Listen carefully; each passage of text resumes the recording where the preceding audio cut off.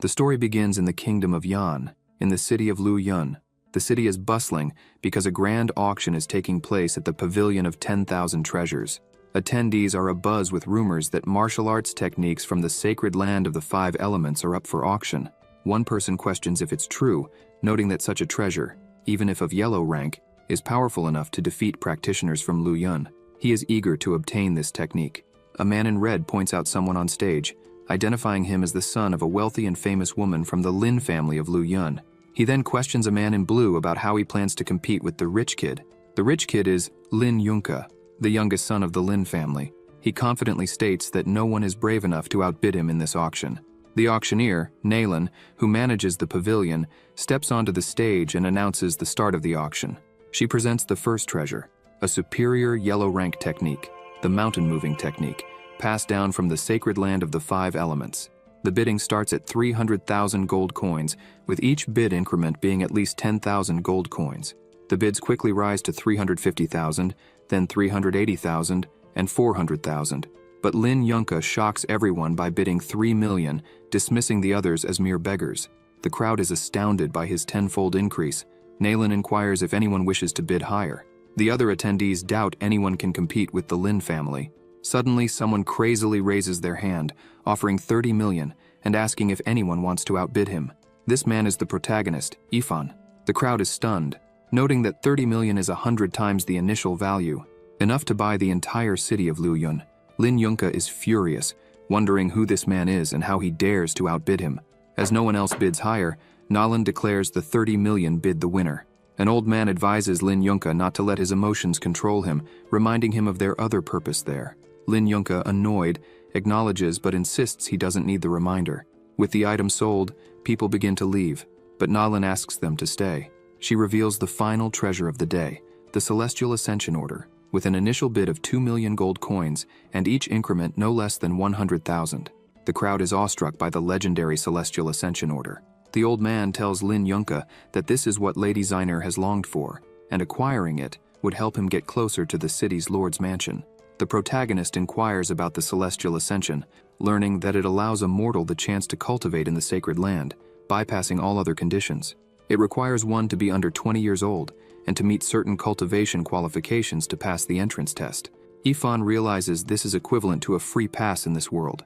Lin Yunka assumes that Ifan, having spent 30 million, must be out of funds and unaware of the order's value. He believes Ifan is just a country bumpkin trying to gain recognition. Determined not to let Ifan show off again, Lin Yunka raises his hand to bid 5 million, but Ifan immediately bids 100 million, shocking everyone. Confirming his bid, Ifan sarcastically questions the crowd's hearing abilities. Nalan, not hesitating, finalizes the auction. She reminds Ifan that payment must be made immediately and in full, no credit or installment plans. Ifan requests a private room to arrange the large payment. Lin Yunka orders the old man to investigate Ifan. Inside the private room, Nalan tells Ifan to take his time, with her team waiting outside. Ifan, now alone, takes off a ring and throws it, transporting him to another place, apparently his home in the real world. He prepares to stock up on goods, explaining that he can travel between two worlds. He recalls how it started when he accidentally cut his finger while cooking, and his blood dripped on a family relic, transporting him to a fantasy world where the strong fly and the weak watch from the ground. Remarkably, a cabbage he was holding evolved into a vegetable spirit, pure as crystal, fetching 10 million at a market. This marked his first fortune. After a month of traveling between worlds, Ifan understands this world's structure, divided into 5 main regions: Eastern River, Southern Desert, Western Sea, Northern Plains, and Central Region. Other areas, like the Ancestral Demon Caves, Immortal Tomb, and Celestial Cave of Spiritual Ruins, exist independently. The Southern Desert and the Western Sea are lands occupied by demon races, as well as the Ancestral Demon Cave. The Eastern River, Central Region, and Northern Plains are occupied by the human race.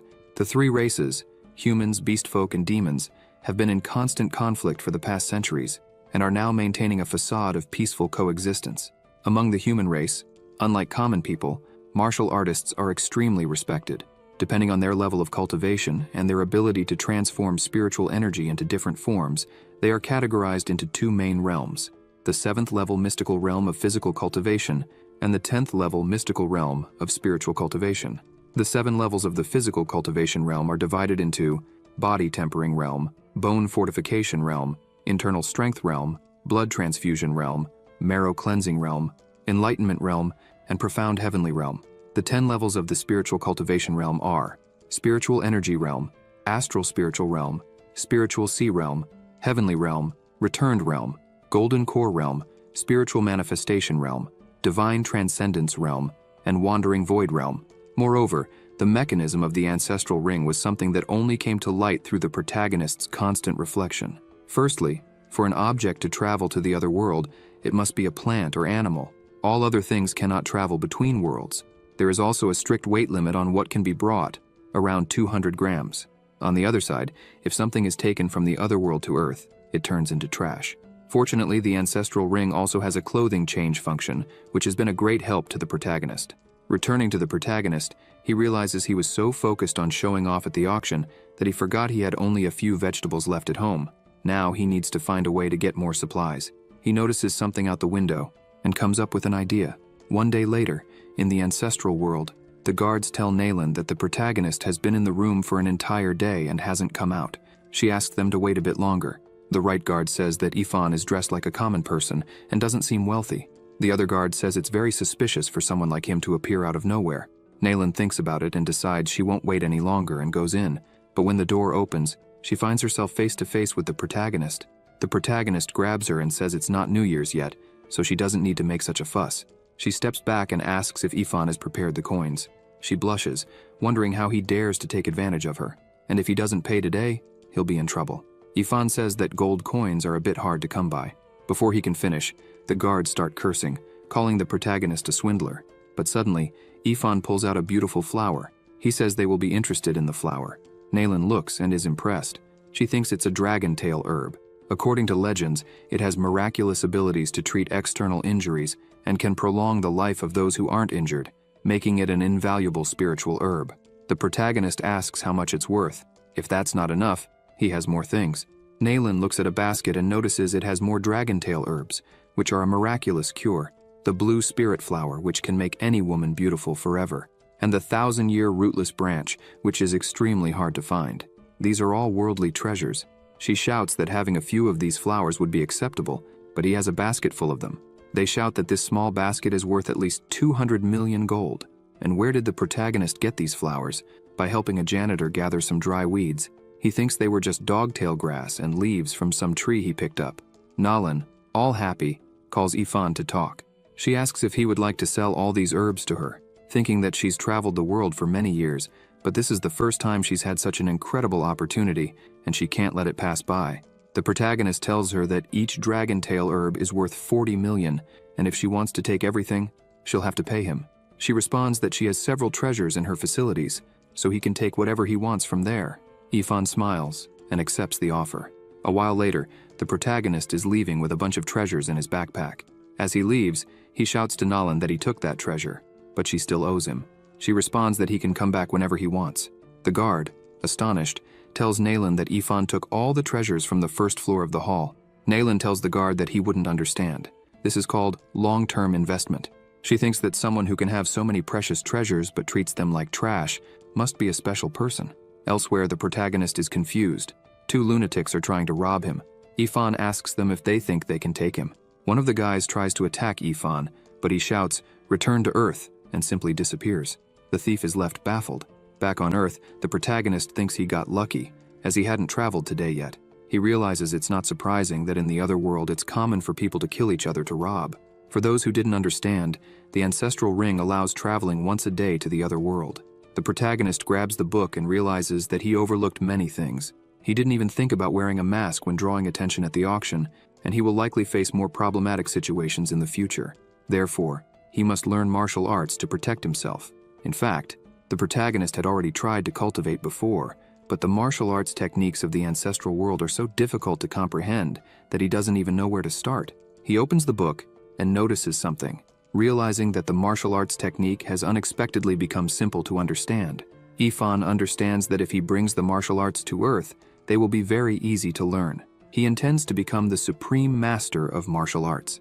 Half a month later, the protagonist is already punching stones and breaking them with one punch. He sighs tiredly, but he finally succeeded.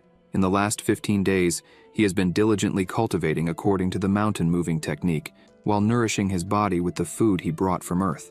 Because of this, he is progressing at an incredible speed. He thinks that perhaps his body is much stronger because he came from Earth. The punch he just delivered had the power of 2 tons. Not only that, but his internal organs have also been fortified. Despite his body appearing to be at the initial stage of the body-tempering realm, his power is already comparable to that of a martial artist in the internal strength realm. This level of power can be considered as his first step into the world of martial arts. However, since his face was exposed too early at the auction, more people will come after him, so he must work even harder. Suddenly, someone shouts for help. 6 people are being attacked by wolves. Ifan, up in a tree, spots them. He sees that the wolves are tough. One of the wolves attacks a person, but before it can do anything, it takes a punch. The wolf sinks into the ground, not understanding anything. The people look at the protagonist, also confused. The wolves get angry, but the protagonist thinks it's a good time for them to appear. Now he can test his techniques. The wolves attack, and the protagonist prepares and unleashes an insane hurricane, throwing the wolves far away. Done. The problem is solved. The people praise Ifan, saying he is incredible. Elsewhere, only the sound of blows could be heard. The protagonist was knocking down trees with slaps. He delivered a diagonal slap that cut the tree in half. The little girl from before arrives and says he was really amazing. She says that thanks to the trees he knocked down, they now have wood to build the Mu family's village. Ifan tells her it was no big deal. He remembers the girl's father, who said his name is Mu Tie, and he is the son of the village chief. Mu Tie thanks the protagonist for saving his daughter and the village people, saying that the Mu family owes him one. Mu Tie says that even though Ifan is a skilled martial artist, this mountain is still very dangerous, but the Mu family village is much safer. Mu Tie invites Ifan to go to the village with them. The protagonist thinks that after killing the wolf pack, he was invited by people he had never seen before, so he respectfully accepted the invitation. It turns out Ifan needed a more secluded place to cultivate the mountain-moving technique, so he simply accepted. In the past few days, Ifan managed to break through from the body-tempering realm to the peak of the bone fortification realm, but lately, his progress has slowed down. He thinks he has reached a bottleneck in his cultivation. The internal strength realm, as the name suggests, cultivates the 5 internal organs until they are strong enough to digest even stone. According to the mountain-moving technique, consuming the internal organs of high-level beasts can help break through to the internal strength realm. The protagonist thinks that going to Earth, buying meat, and bringing it to the other world might be a good idea. Mu Tie calls Ruruo and says they are ready to go to the market. He invites Ifan to go too, since he is free. Ifan thinks for a moment but decides to go. In the city of Liuyun, upon arriving at the market, Mu Tie is selling wolf pelts and some boar tusks. He looks at the protagonist and thanks him, because thanks to him, Mu Tie managed to sell all the wolf pelts. The protagonist says it was nothing. Ruoruo calls Ifan to go buy crystallized pumpkins. The protagonist says that as soon as Mu Tie finishes packing everything, they will go, but Mu Tie says the two can go ahead. Ruoruo leaves all happy, but the protagonist is perplexed by Mu Tie's lack of care for his daughter. The little girl speaks in the third person, but the protagonist understands that she is praising him. He calls her to leave so as not to worry her father, but up ahead, there was a commotion. Ruoruo notices that it was where her father was going. The protagonist asks the people to move aside, and when Ruoruo looks, she starts to cry. Several people were cornering her father and the others from Mu village. She sees her father and uncle being kicked. She runs, asking why they are beating them. Her father shouts for her not to go there, but a madman is already trying to kick Ruoruo. But the protagonist intervenes and holds the man's foot.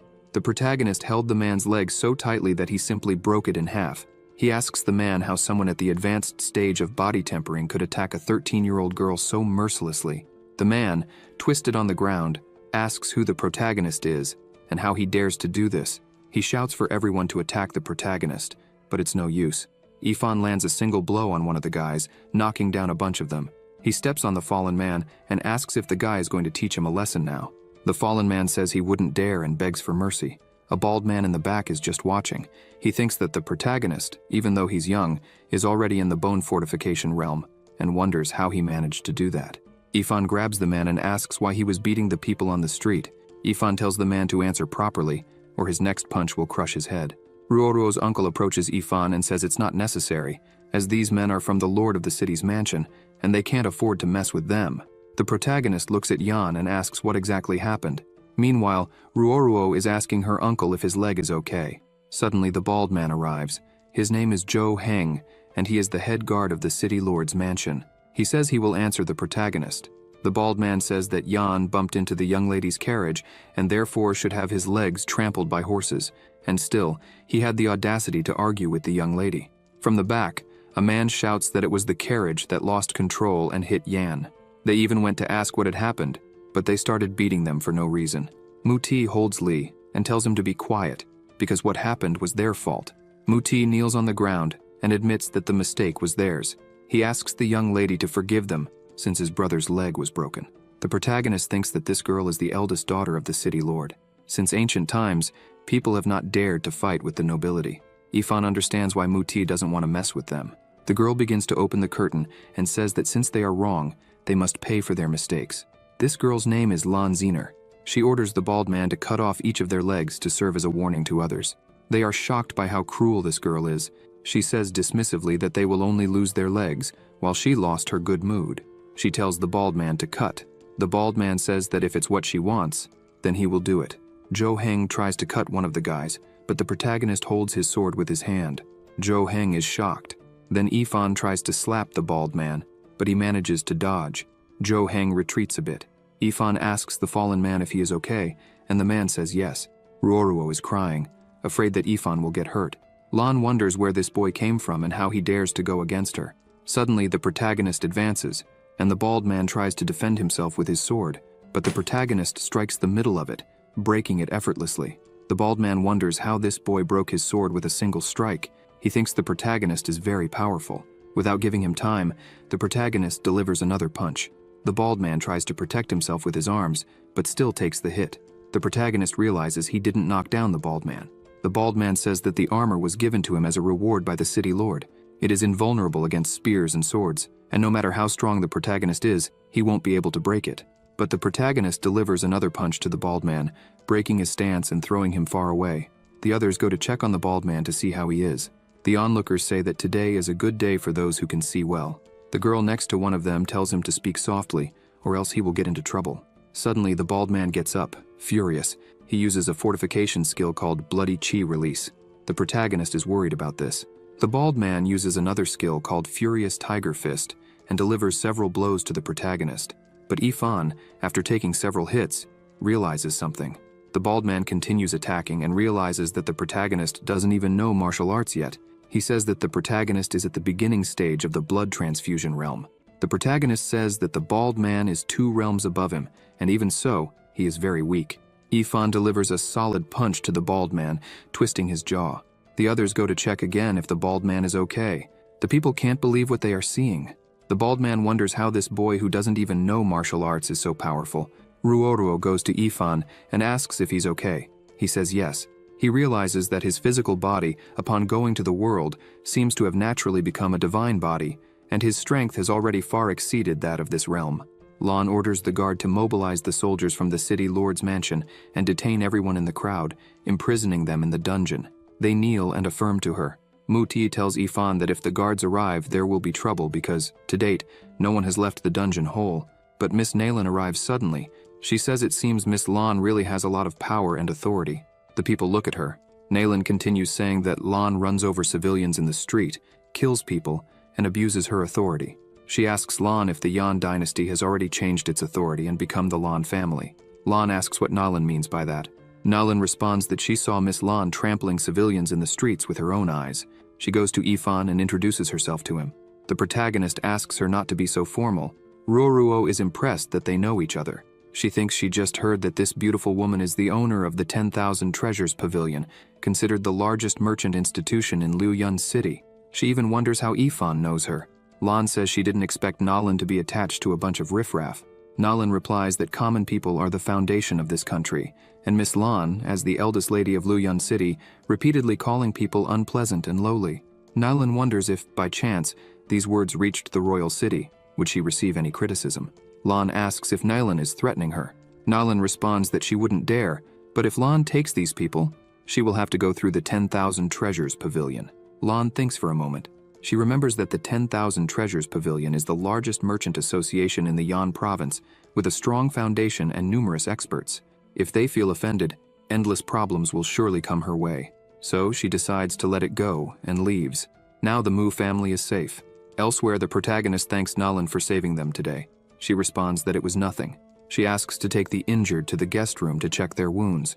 Ruoruo asks Ifan why that beautiful and wealthy woman saved them and what kind of relationship Ifan has with her. He thinks for a moment and responds that she owes him money. This shocks Ruoruo. Sometime later, the protagonist and Nalan are having tea. She congratulates him for reaching the bone fortification realm. She says that in the history of Liuyun City, there has never been anyone who advanced to this realm as young as Ifan. He asks her to stop the nonsense, because if she hadn't rescued him today, he might not have been able to get so many people out easily and safely. Nalan says she's curious about something. Since Ifan is capable of casually picking so many dragon-tail herbs, how did he end up hiding in the city with a group of villagers? He lowers his head and warns that what she needs to know she will naturally find out, and what she doesn't need to know, she shouldn't even bother asking about. She says she understands. The protagonist says that since they're talking about herbs, he just remembered that Nalan owes him 3,100,000 gold coins. He asks if she has managed to gather the money. She responds that she still has a low budget. Nalan starts to flatter him. She says that they at the pavilion recently received a good amount of items and asks if Ifan would like to take a look. If he finds something he likes, he can take it right away. He asks if it's true, and she responds yes. Ifan remembers that when the bald man fought, he used a martial arts technique. The protagonist looks at Nalan and asks if she has any martial arts techniques. She takes him to another place where all the techniques available at the pavilion are, and he can choose and take as many as he wants. She mentions the mountain-piercing finger technique, a low yellow technique. She explains that when this technique is refined to the low level of mastery, it allows a finger to pierce mountains and rocks. But the protagonist passes on this. Nalan also mentions the black sand palm, an intermediate yellow martial art. This palm technique was passed down from the southern arid lands and requires the person to cultivate a technique from the southern lands to use it. The protagonist finds it too troublesome, so he passes on this too. She mentions another martial technique called flower-piercing hand, known for its softness and agility. Ifan finds it too feminine and passes on this. Now there is only one technique left, Shadow Fist. It's one of the most expensive martial arts there, a peak yellow rank art. The protagonist thinks this is the most interesting. In the pavilion hall, Ruoruo is sitting there. Meanwhile, the protagonist and Nalan are discussing the fist technique. She explains that even a genius would need 2 or 3 months of hard work to start the technique. Ruoruo spots them. She runs to Ifan and hugs him, saying that he finally returned. Ifan asks why she was outside, as he asked her to stay in the guest room. Ruoruo says she was worried about him and came to check. Nalan comments that they have a good relationship. Anyone who doesn't know would think they are real siblings. Ifan says that Ruoruo is kind of like his follower. Suddenly, the protagonist takes something out of his pocket. It was a dress he bought for Ruoruo. Ruoruo is delighted with the gift. Nalan goes to her and says that Ifan bought it exclusively for her. Before Ruoruo and Ifan met, Ifan and Nalan were walking around, and he saw a dress and asked Nalan to keep it for him. Nalan says that the protagonist has a keen eye because this dress is made of the finest fireworm silk. Not only is it very beautiful and exotic, but it can also temper the meridians, invigorate the womb, and nourish the yin, making it a perfect gift for a girl. Ruoruo thanks the protagonist, but suddenly a man arrives shouting. It seems Ruoruo's uncle is in bad shape. The doctor explains what is happening and everyone is sad. The man on the bed is sad. Nalan and the old man are sad. Ruoruo and the others are also sad. The old man explains that unless a legendary person with great power helps, or using a miraculous medicine, there will be no chance of survival. The old man wonders where in this world they could find someone with miraculous herbs. The protagonist, standing in the back, says he knows where to find them. Back on Earth, 2 clerks at an herb store were working, but it was almost closing time. Suddenly, just before closing, the protagonist arrives.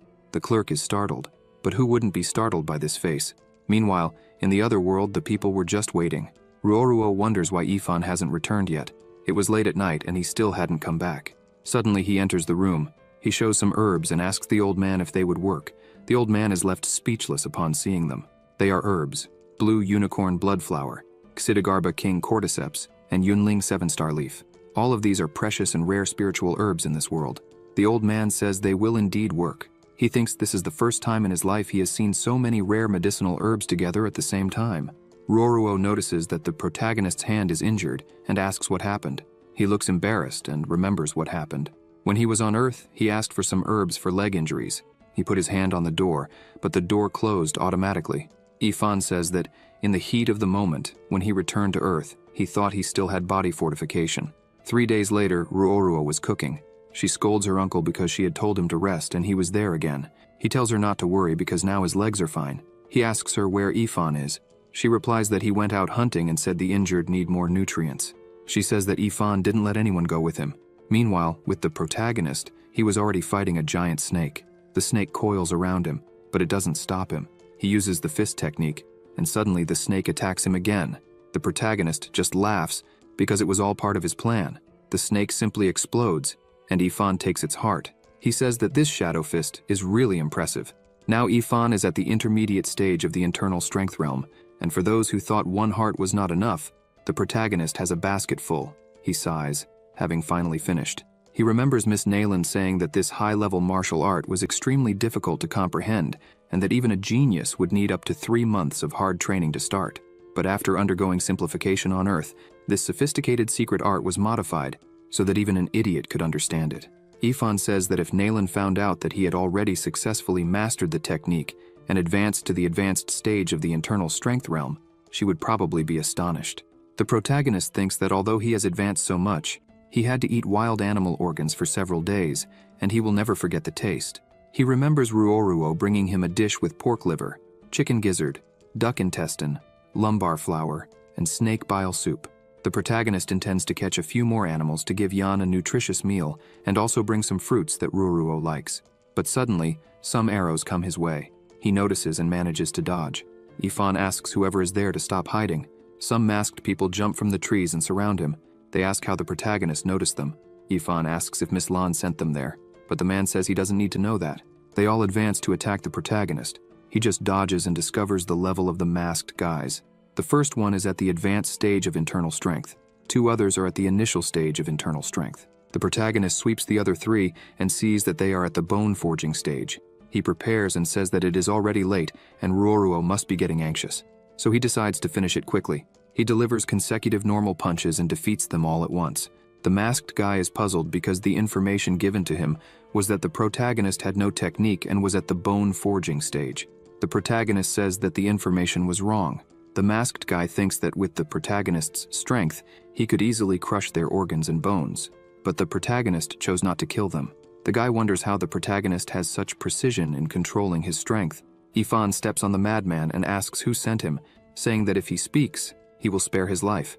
The guy smiles and says it's no use asking. He is from an assassin sect and prefers to die than to give information about the client. The protagonist gets serious and says he didn't expect the guy to be tough and stubborn. He raises his foot and says he will make things easier for them. The protagonist offers double for the life of their client. The guy responds that the assassin sect only has professionals and they won't fall for any bribe. The protagonist shows something shiny and asks if they are sure about that. They say that unless the price offered is irresistible, they won't accept it. The guys kneel and tell the protagonist not to worry. The assassins of the sect guarantee that no other assassin in Luoyun City will dare to accept any order against the protagonist's head. And about the client, Ifan will have to wait for the mission to be completed to find out. Ifan thinks that no matter who the client is, if they want to kill him, they will taste their own poison. Ifan decides that he needs to find a way to buy more martial arts techniques. At the very least, he has to advance to the blood transfusion realm so that he can walk freely and without fear in Luoyun City. The next day, Lan and Yunka were walking through the city. She was speaking ill of Nayland, saying that Nayland had created resentment against her because of some peasants. Yunka tries to calm her down, asking her not to be angry with Nayland. He takes out a hairpin and tells her that this is the last golden hairpin from the pavilion, and he managed to get someone to wait for a long time for this hairpin. Lan goes ahead, saying she's going to spend money today. Back at the pavilion hall, the protagonist asks Nalan for more martial arts techniques. She is shocked because he just bought the fist technique a few days ago. Nayland asks why he wants another one so soon. The protagonist tells her not to worry. After all, he has nothing but money now. Hearing this, Nayland says she will sell. She mentions it's a coincidence because the pavilion just found some good items yesterday, and they are about to go on auction. She shows him a high-level yellow rank technique, floating flower steps, a physical martial art. Suddenly, Lan arrives and is startled to see the protagonist walking there. She throws a shoe in Yunka's face, calling him useless. Lan asks him if he didn't promise to kill the protagonist for her, and how he is still alive and walking there in the pavilion. Yunka doesn't understand either because he spent a lot of money on a group of professional assassins to kill the protagonist. Yunka finds it impossible that the assassins failed to do the job. The protagonist looks at Nalan and asks her to keep any high-level techniques she receives. He will buy them all before they go to auction. Lan interrupts the conversation and asks what kind of arrogant talk a poor man from the countryside is having there. Lan tells Nalan she will buy everything the protagonist is interested in, no matter how much he offers. Lan will be happy to offer triple the amount. Nalan apologizes to her and says the rule is clear: whoever offers the most money wins. Lan can't believe the protagonist has more money than she does and questions if Nalan is joking. She says that if the protagonist is capable of buying, she will leave the pavilion on her knees in front of everyone. The protagonist asks if she is serious. Lan scoffs and says her word is absolute, and there are several people there who can serve as witnesses. She starts laughing, saying the protagonist will lick her boots, but suddenly the protagonist takes out a black card and hands it to Nalan, and now he can't wait for the show from Lan. The people there were stunned because what the protagonist handed to Nalan was the prestigious Imperial Cloud Order of the pavilion.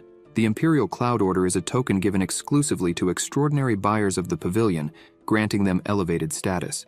If there is any special treasure in any other merchant house, the owner of this order can use it directly to obtain the treasure without the need to participate in an auction. It's the pavilion's unlimited card. People are in shock because you can count on your fingers how many people possess one of these. They wonder about the protagonist's background for the pavilion to respect him so much. But actually, what happened was, a few days ago, when the protagonist finished treating Yan at the pavilion, Nalan was begging him to sell her some herbs. However, the protagonist reminded her that she still owed him, so she handed over the black card to him in exchange for some herbs. Lan can't believe that the protagonist could have one of these. This is the same item her father, the city lord, possesses. The protagonist approaches Lan and says that no matter how much she offers, he can offer 3, 30, 300, or even 3,000 times the price. He steps closer and asks if she can offer more because if not, she can start crawling. Elsewhere, Yunka is looking for Lan. He asks some people if they have seen her, but no one knows, until a guy says he knows where she is. She was crawling while people laughed at her. Yunka arrives and sees his sister in that situation. She thinks she has never been humiliated this way in her life. The protagonist tells her that if she thought he was someone who could be intimidated, she was wrong. He kneels down and says he doesn't like getting into trouble, but is not afraid of it either. The protagonist takes her hairpin and says that if she offends him again, she will end up like this. He starts to leave, saying that the show was fun. Suddenly Yunka arrives and goes to his sister. She tells him she has changed her mind. She no longer wants to kill Ifan. She wants to make his life worse than death. Yunka asks if that guy was by Ifan. Lan asks who else it would be. She starts shouting that he humiliated her now, and if Yunka doesn't help, he can forget about the marriage. Yunka yells at her, saying the protagonist is the mysterious man who stole his mountain-moving technique and celestial ascension technique a month ago. Lan doesn't understand this, but he tries to explain. He says he knew she wanted to gain admission to the sacred realm for cultivation, so he planned to get the celestial ascension order at an auction, but didn't expect it to be intercepted in the process. Yunka also sent some of his men to pursue the protagonist, but Ifan used some trick to escape. Since then, there has been no news of him. He remembers one of his men saying that Ifan is skilled in the art of moving stealthily, and that's how Ifan escaped. Lan becomes worried, wondering about the protagonist's background. She decides to tell her father about this. Back on Earth, in a small district, Ifan was relaxing on his bed. He looks at the notebook and thinks that the floating flower steps he just bought have a total of 108 variations and were originally quite complicated. However, after he simplified them using Earth's principles, he mastered all of them in one night. With the strength of the Shadow Fist, combined with the agility of the floating flower step, if he encounters someone at the peak stage of the blood transfusion, he would be able to face them easily. He gets up to buy some good things for cultivation. As soon as he opens the door, Miss Yao is there. Ifan apologizes to her, saying he was sleeping and didn't hear. He thinks he was busy cultivating and forgot that today was payday. Yao is furious, saying that he can't fool her with that, as he promised to pay the rent at the end of the month. The protagonist hands over a part of the amount now, and says he still owes her 200 yuan, but will pay it all next month. She grabs him by the collar and asks what happened to him. Despite earning money by delivering food, he still makes around 3,000 or 4,000 yuan a month, and being a healthy man, she asks how he can't pay the rent. He smiles and thinks he was busy cultivating in the other world and only returns at night to earn some money, which usually isn't much.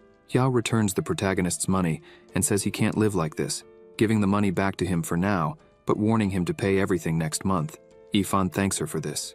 A while later, Ifan was riding his motorcycle to make deliveries. He is depressed because in the other world he can eat and drink without worrying about money, but as soon as he returns to Earth, he reverts to his current condition. He thinks about risking his life to earn money with life insurance but considers that might be a crime. Suddenly, his phone rings. He answers, and it's his father. He asks why his father is calling, but the news doesn't seem to be good. Later in the hospital, the protagonist's mother had an accident. His father says that the drunk driver was caught by the police, but he doesn't have insurance. His father starts crying, saying he has already mortgaged the house to the bank and got some money from friends and relatives, but the cost of the next treatment is 300,000 yen, and there is no guarantee she will wake up. His father apologizes to him, saying he has let him down. The protagonist goes to his father and tells him not to say that because they are family. Ifan says he will find a way to pay for the rest of the treatment. The protagonist leaves the room and is already on his way out. His father calls him, but he just continues. As he walks down the street, he thinks it's true that a hemp rope always breaks at the weakest point, and that bad luck always strikes those who are poor and miserable. Suddenly, he hears someone screaming. Some men were trying to kidnap a girl, but the protagonist flies in and kicks one of the guys. The girl only sees a blur passing by. The protagonist kicks the guy in the middle of his leg, breaking it. The others wonder if they hadn't taken out all the girl's guards. However, the protagonist isn't a guard. He's a background beater. The guy tries to hit him, but the protagonist ducks and hits the guy's jaw. The protagonist thinks that his cultivation isn't fully transferred to Earth. Even so, with the training and cultivation he had, his body has already developed muscle memory, whether in agility or in attack-facing skills. The protagonist tells them they are too slow. The last one standing wonders how the protagonist took down 7 of them in less than 3 minutes. But in an instant, the protagonist is in front of him and lands a single blow on the guy. The guy doesn't even try to fight back. He knows it's impossible to win. With that, only the girl is left standing. The protagonist turns to her and tells her to leave quickly. She asks the protagonist to take her home, but he apologizes and says he has to deliver a takeaway. If he takes too long, they will dock his pay. He even offers to call the police if the girl is scared, but the girl says she will pay him $1 million if he takes her home. The protagonist throws away his shirt and asks where she lives. Later, the protagonist arrives at the Tang family's villa. The girl tells the protagonist she will just let her family know she's safe. Inside, someone is shouting, asking what they are doing. A woman is arguing with some security guards, saying that if something happens to Rong, she will kill them all herself. Everyone says they will find the second young lady. Rong shouts from the back, and her sister turns to look. The protagonist arrives, greeting the woman, but Rong is all teary-eyed. She jumps on her sister, saying she won't run away anymore. The protagonist, seeing this, is happy that everything is fine. Shortly after, the 3 of them were having tea while conversing. The woman tells the protagonist that she heard about what happened and is very grateful for him saving her sister's life. She says she would like to host a banquet for him, but the protagonist asks her not to be so formal, saying a banquet is unnecessary. He mentions that Rong had promised $1 million as a reward if he brought her home. The woman looks at him and asks if she really said that to him. The protagonist realizes and says she can forget about it. He thinks it's true that money doesn't grow on trees and decides to let it go, as it was merely a matter of fighting for justice, and he didn't expect any reward. But suddenly the woman starts hitting Rong, asking if she thinks her life is worth $1 million. She questions whether Rong was trying to humiliate or belittle her own sister. The woman says she will give the protagonist $100 million as a small gift, and that he should consider it a token of appreciation from the Tang family. When the protagonist hears her say she is from the Tang family, he asks if it's the Tang family with a stock market value of over 50 billion. She confirms and says that the $100 million is still not enough to cover what he did for Rong, and if he needs anything in the future, he should just ask. The protagonist says that in that case, they don't need to wait for the future because there is something he would like her to do for him. 3 days later, at the hospital in Hang City, Ifan and Tang are conversing. She tells him not to worry, as she has resolved everything regarding this matter. She called the 5 best specialists in this field to work on the surgical procedure, and soon his mother will be well. Tang continues, saying she understands what the protagonist is feeling at this moment, because her relatives have been gone for a long time, leaving only her younger sister, and no matter what happens, Tang doesn't want anything to happen to Rong. Ifan thanks her and says that if in the future she needs him to do something for her, she should just ask. She responds that they don't need to wait for the future. She asks the protagonist to train her guards. Suddenly, everyone appears behind the protagonist, calling him boss. The protagonist wonders if he has time for this. Tang says that not long ago, she sent someone to investigate the people who attacked Rong, and her intuition was correct. They discovered that they were hired by one of her business rivals who wanted to use her sister as a means to destroy the Tang group. However, a surprising thing for Tang is that these professional fighters the protagonist fought with are still lying in the hospital, unable to recover, seemingly suffering from a mental shock caused by the fight. Tang asks the protagonist to teach this to her guards so they can improve. The protagonist smiles and says it's much more about practice combined with a bit of technique. Tang says she won't take much of his time. Half a month should be enough, and she will pay very well as compensation. The protagonist comments that she really is a businesswoman because she absolutely left him no reason to refuse. Ifan says he will do his best, but doesn't guarantee it will work.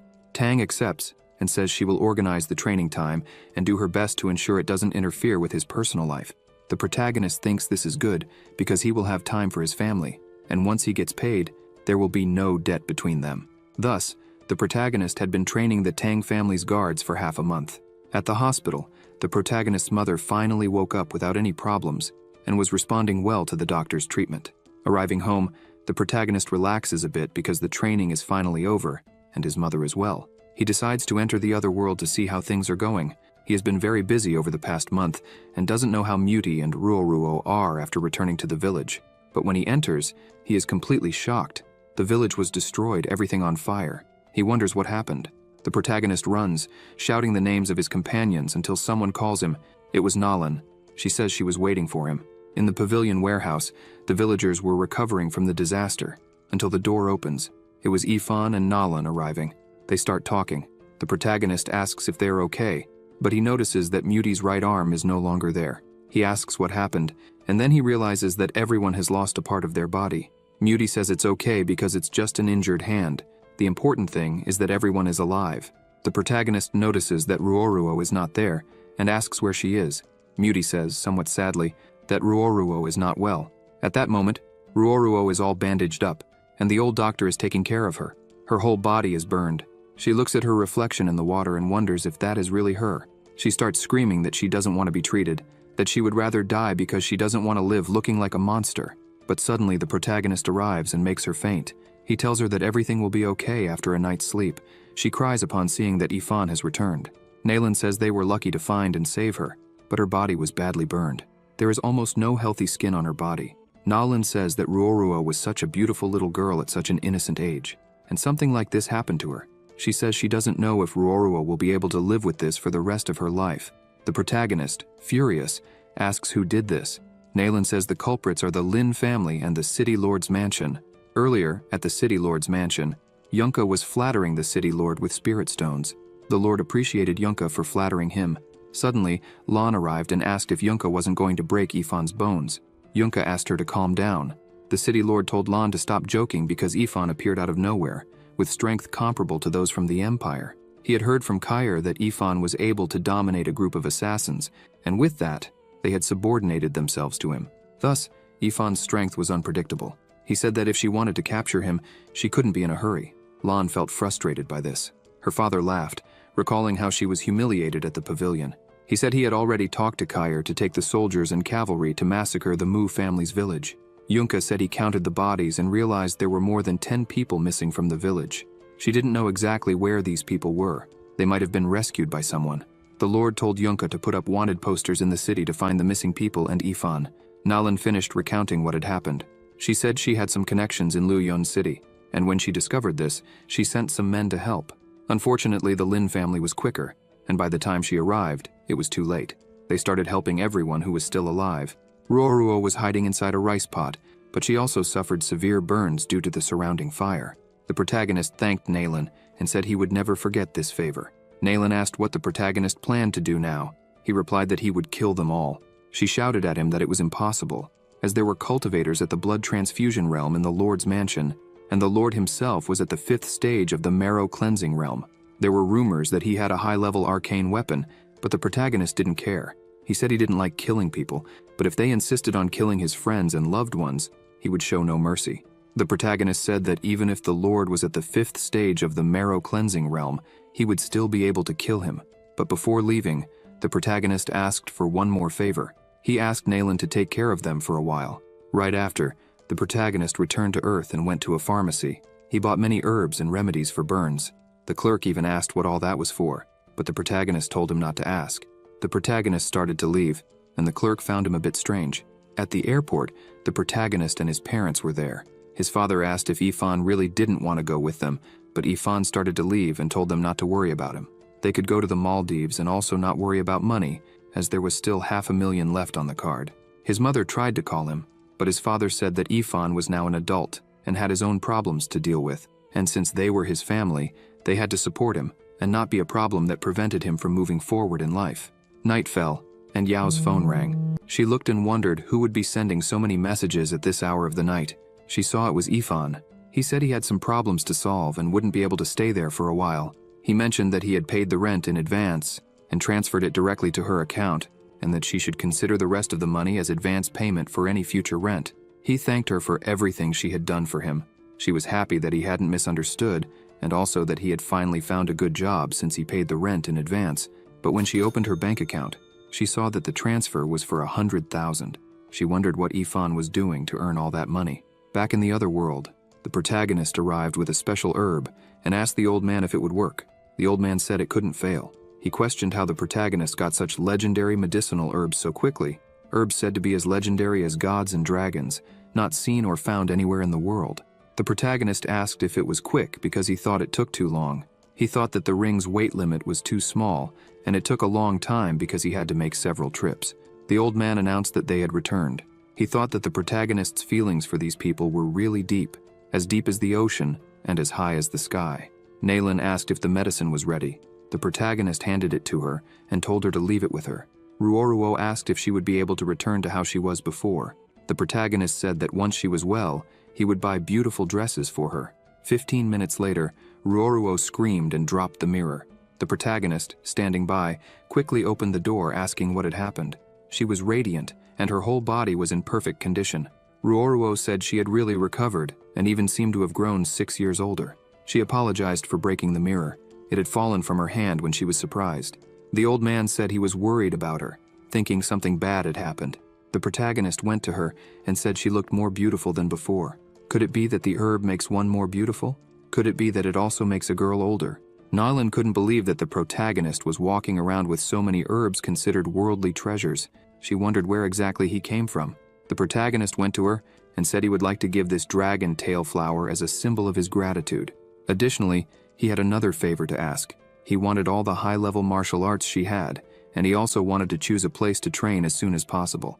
Elsewhere, at the rural mountain property, the protagonist was training there. He was drinking high-grade beast blood. He took another and said it wasn't enough. He had to improve more. The protagonist was still an entire realm behind the marrow cleansing realm. He drank the blood and said he had to catch up to the city lord as quickly as possible.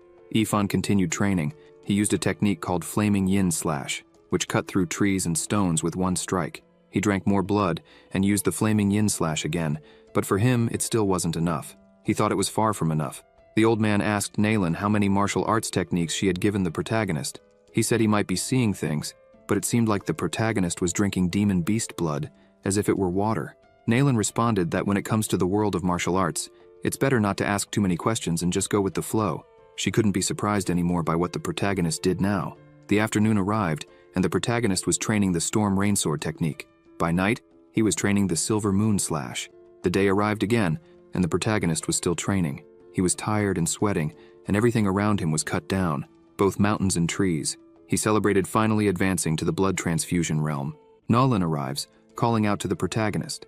She mentions that he is incredibly strong, having reached the last realm of blood transfusion in just half a month. Ifan thanks Nalan for what she has done for him in the past few days, and informs her that he will soon begin his move. He warns her that if he does not return by tomorrow, she should take Ruoruo, Muti, and the others far away from the city to a safe place. Naylin asks to discuss this later and hands him a box, saying it is a gift. The protagonist opens it and asks what it is.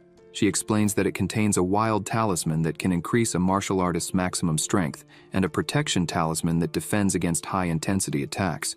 Both last for half an incense stick and can help in battle. Naylin also brought a sword named Shark's Cut, one of the top 10 swords in the Yan dynasty's list, known to protect its master. She mentions that she transferred this sword from other branches of the pavilion for Ifan to use. The protagonist thanks Nalan for her efforts and insists on paying the fair price for the sword. She declines, stating that even though Ifan has excelled in martial arts, he is willing to risk his life for revenge on behalf of the Mu family, and she, Nalan Ruo, deeply respects him. She is helping him personally. She bows and says she will await his triumphant return. The protagonist thanks her again for her kindness, promising not to forget it. Shortly after, at the Lin family mansion, the protagonist arrives. The guards shout, asking who he is, but the protagonist cuts through all the guards at once. He stops and responds to the guards, saying he is the one who will eliminate all the dogs like them. The vengeance begins here. Inside the mansion, Yunka tells his father that he will soon marry Lan, and when he does, the city of Lu Yun will remain under Lin family control. His father, Lin Dafu, praises Yunka for proving himself worthy. Suddenly, the door bursts open and a guard is thrown inside. Yunka stands up, asking who dares cause trouble in the Lin mansion. Ifan tells Yunka they meet again, and the guard coughs on the floor. Yunka laughs, saying it's good because he has been looking for the protagonist for a long time, but now he is here at their door. He suddenly disappears and reappears in front of the protagonist, declaring he will capture Ifan and bring him to Lan for punishment. Ifan simply grabs Yunka's hand, asking if he alone intends to capture him.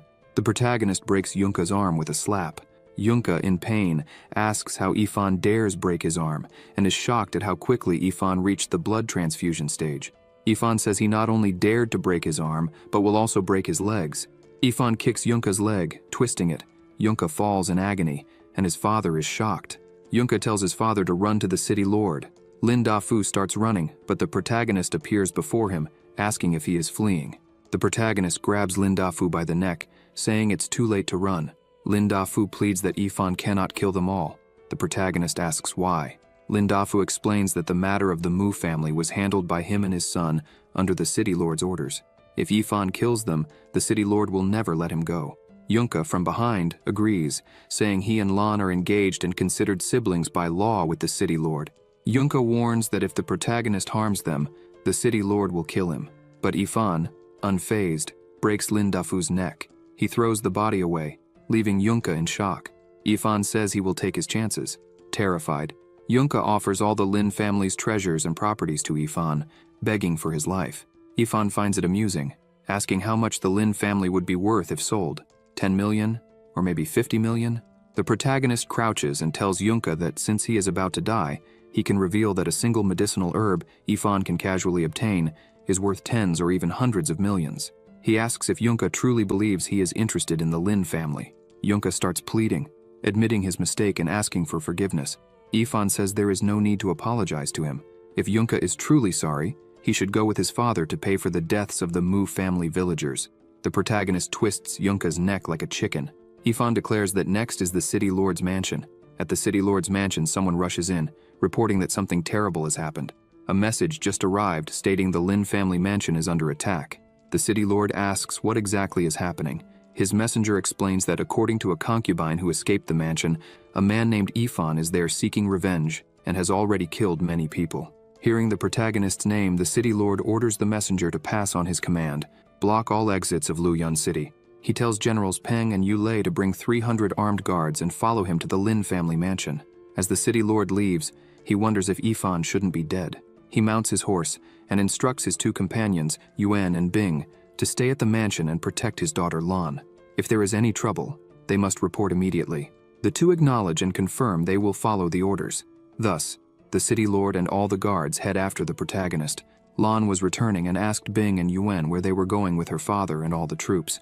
Bing greeted her and said they were going to capture a criminal. She asked why they weren't going with her father. He replied that the lord asked them to stay behind to protect her. Lan got out of the carriage and asked the guards to stay outside the mansion. If anything happens, she will call them. Lan started heading towards her home, remarking that her father worries too much, considering there are 4 generals in the city, all in the blood transfusion realm, and her father himself is in the marrow cleansing realm. She wondered who would dare attack her mansion. Lan feared that the person might have the audacity and courage of a bear or leopard. One of her maidservants asked which dress Lan would like to wear today. Lan noticed a dress identical to the one Ruoruo was wearing and asked why that dress was still there. Her maidservant said it was valuable because it was a treasure. Nonetheless, Lan didn't want that dress there because Ruoruo, who wasn't even worthy of licking her shoes, wore the same dress. She complained that Yunka knew nothing by offering it to her as a treasure. Lan asked the maidservant to throw the dress away because just looking at it made her sick. She began to get angry, saying she despised the Mu family. And as for Ifan, she intended to kill him with her own hands the next time she saw him. But at that moment, her maidservants fell to the ground. She turned and asked what happened to them. Suddenly, the protagonist appeared behind her and asked how Lan intended to kill him.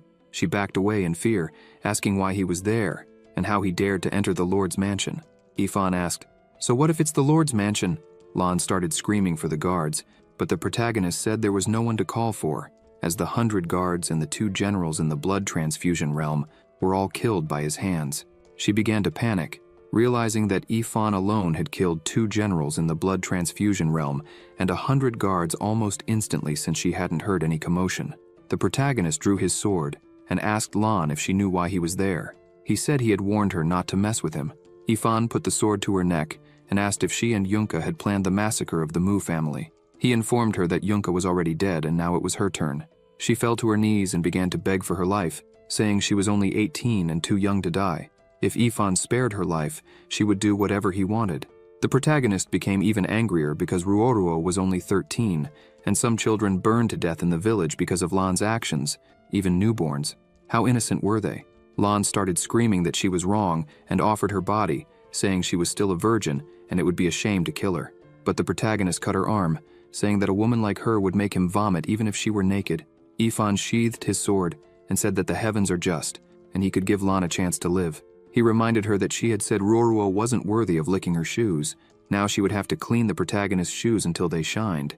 She tried to protest, but the protagonist asked if she hadn't said she would do whatever he asked. She agreed. Then she said she would lick, and as long as Ifan didn't kill her, she would do anything. She started licking, and the protagonist said she was working hard to stay alive. She thought she would do anything for a while and delay as much as possible until her father returned, certain that Ifan would face a horrible death. She quickly made the shoe shine. The protagonist looked at her and said now that she had cleaned it, she could go. Then he slashed her throat. She fell to the ground, questioning the protagonist.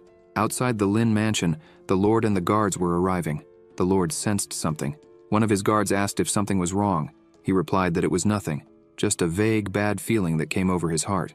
Another guard arrived, saying something was wrong. He explained that, as ordered, he had gone ahead to check the place.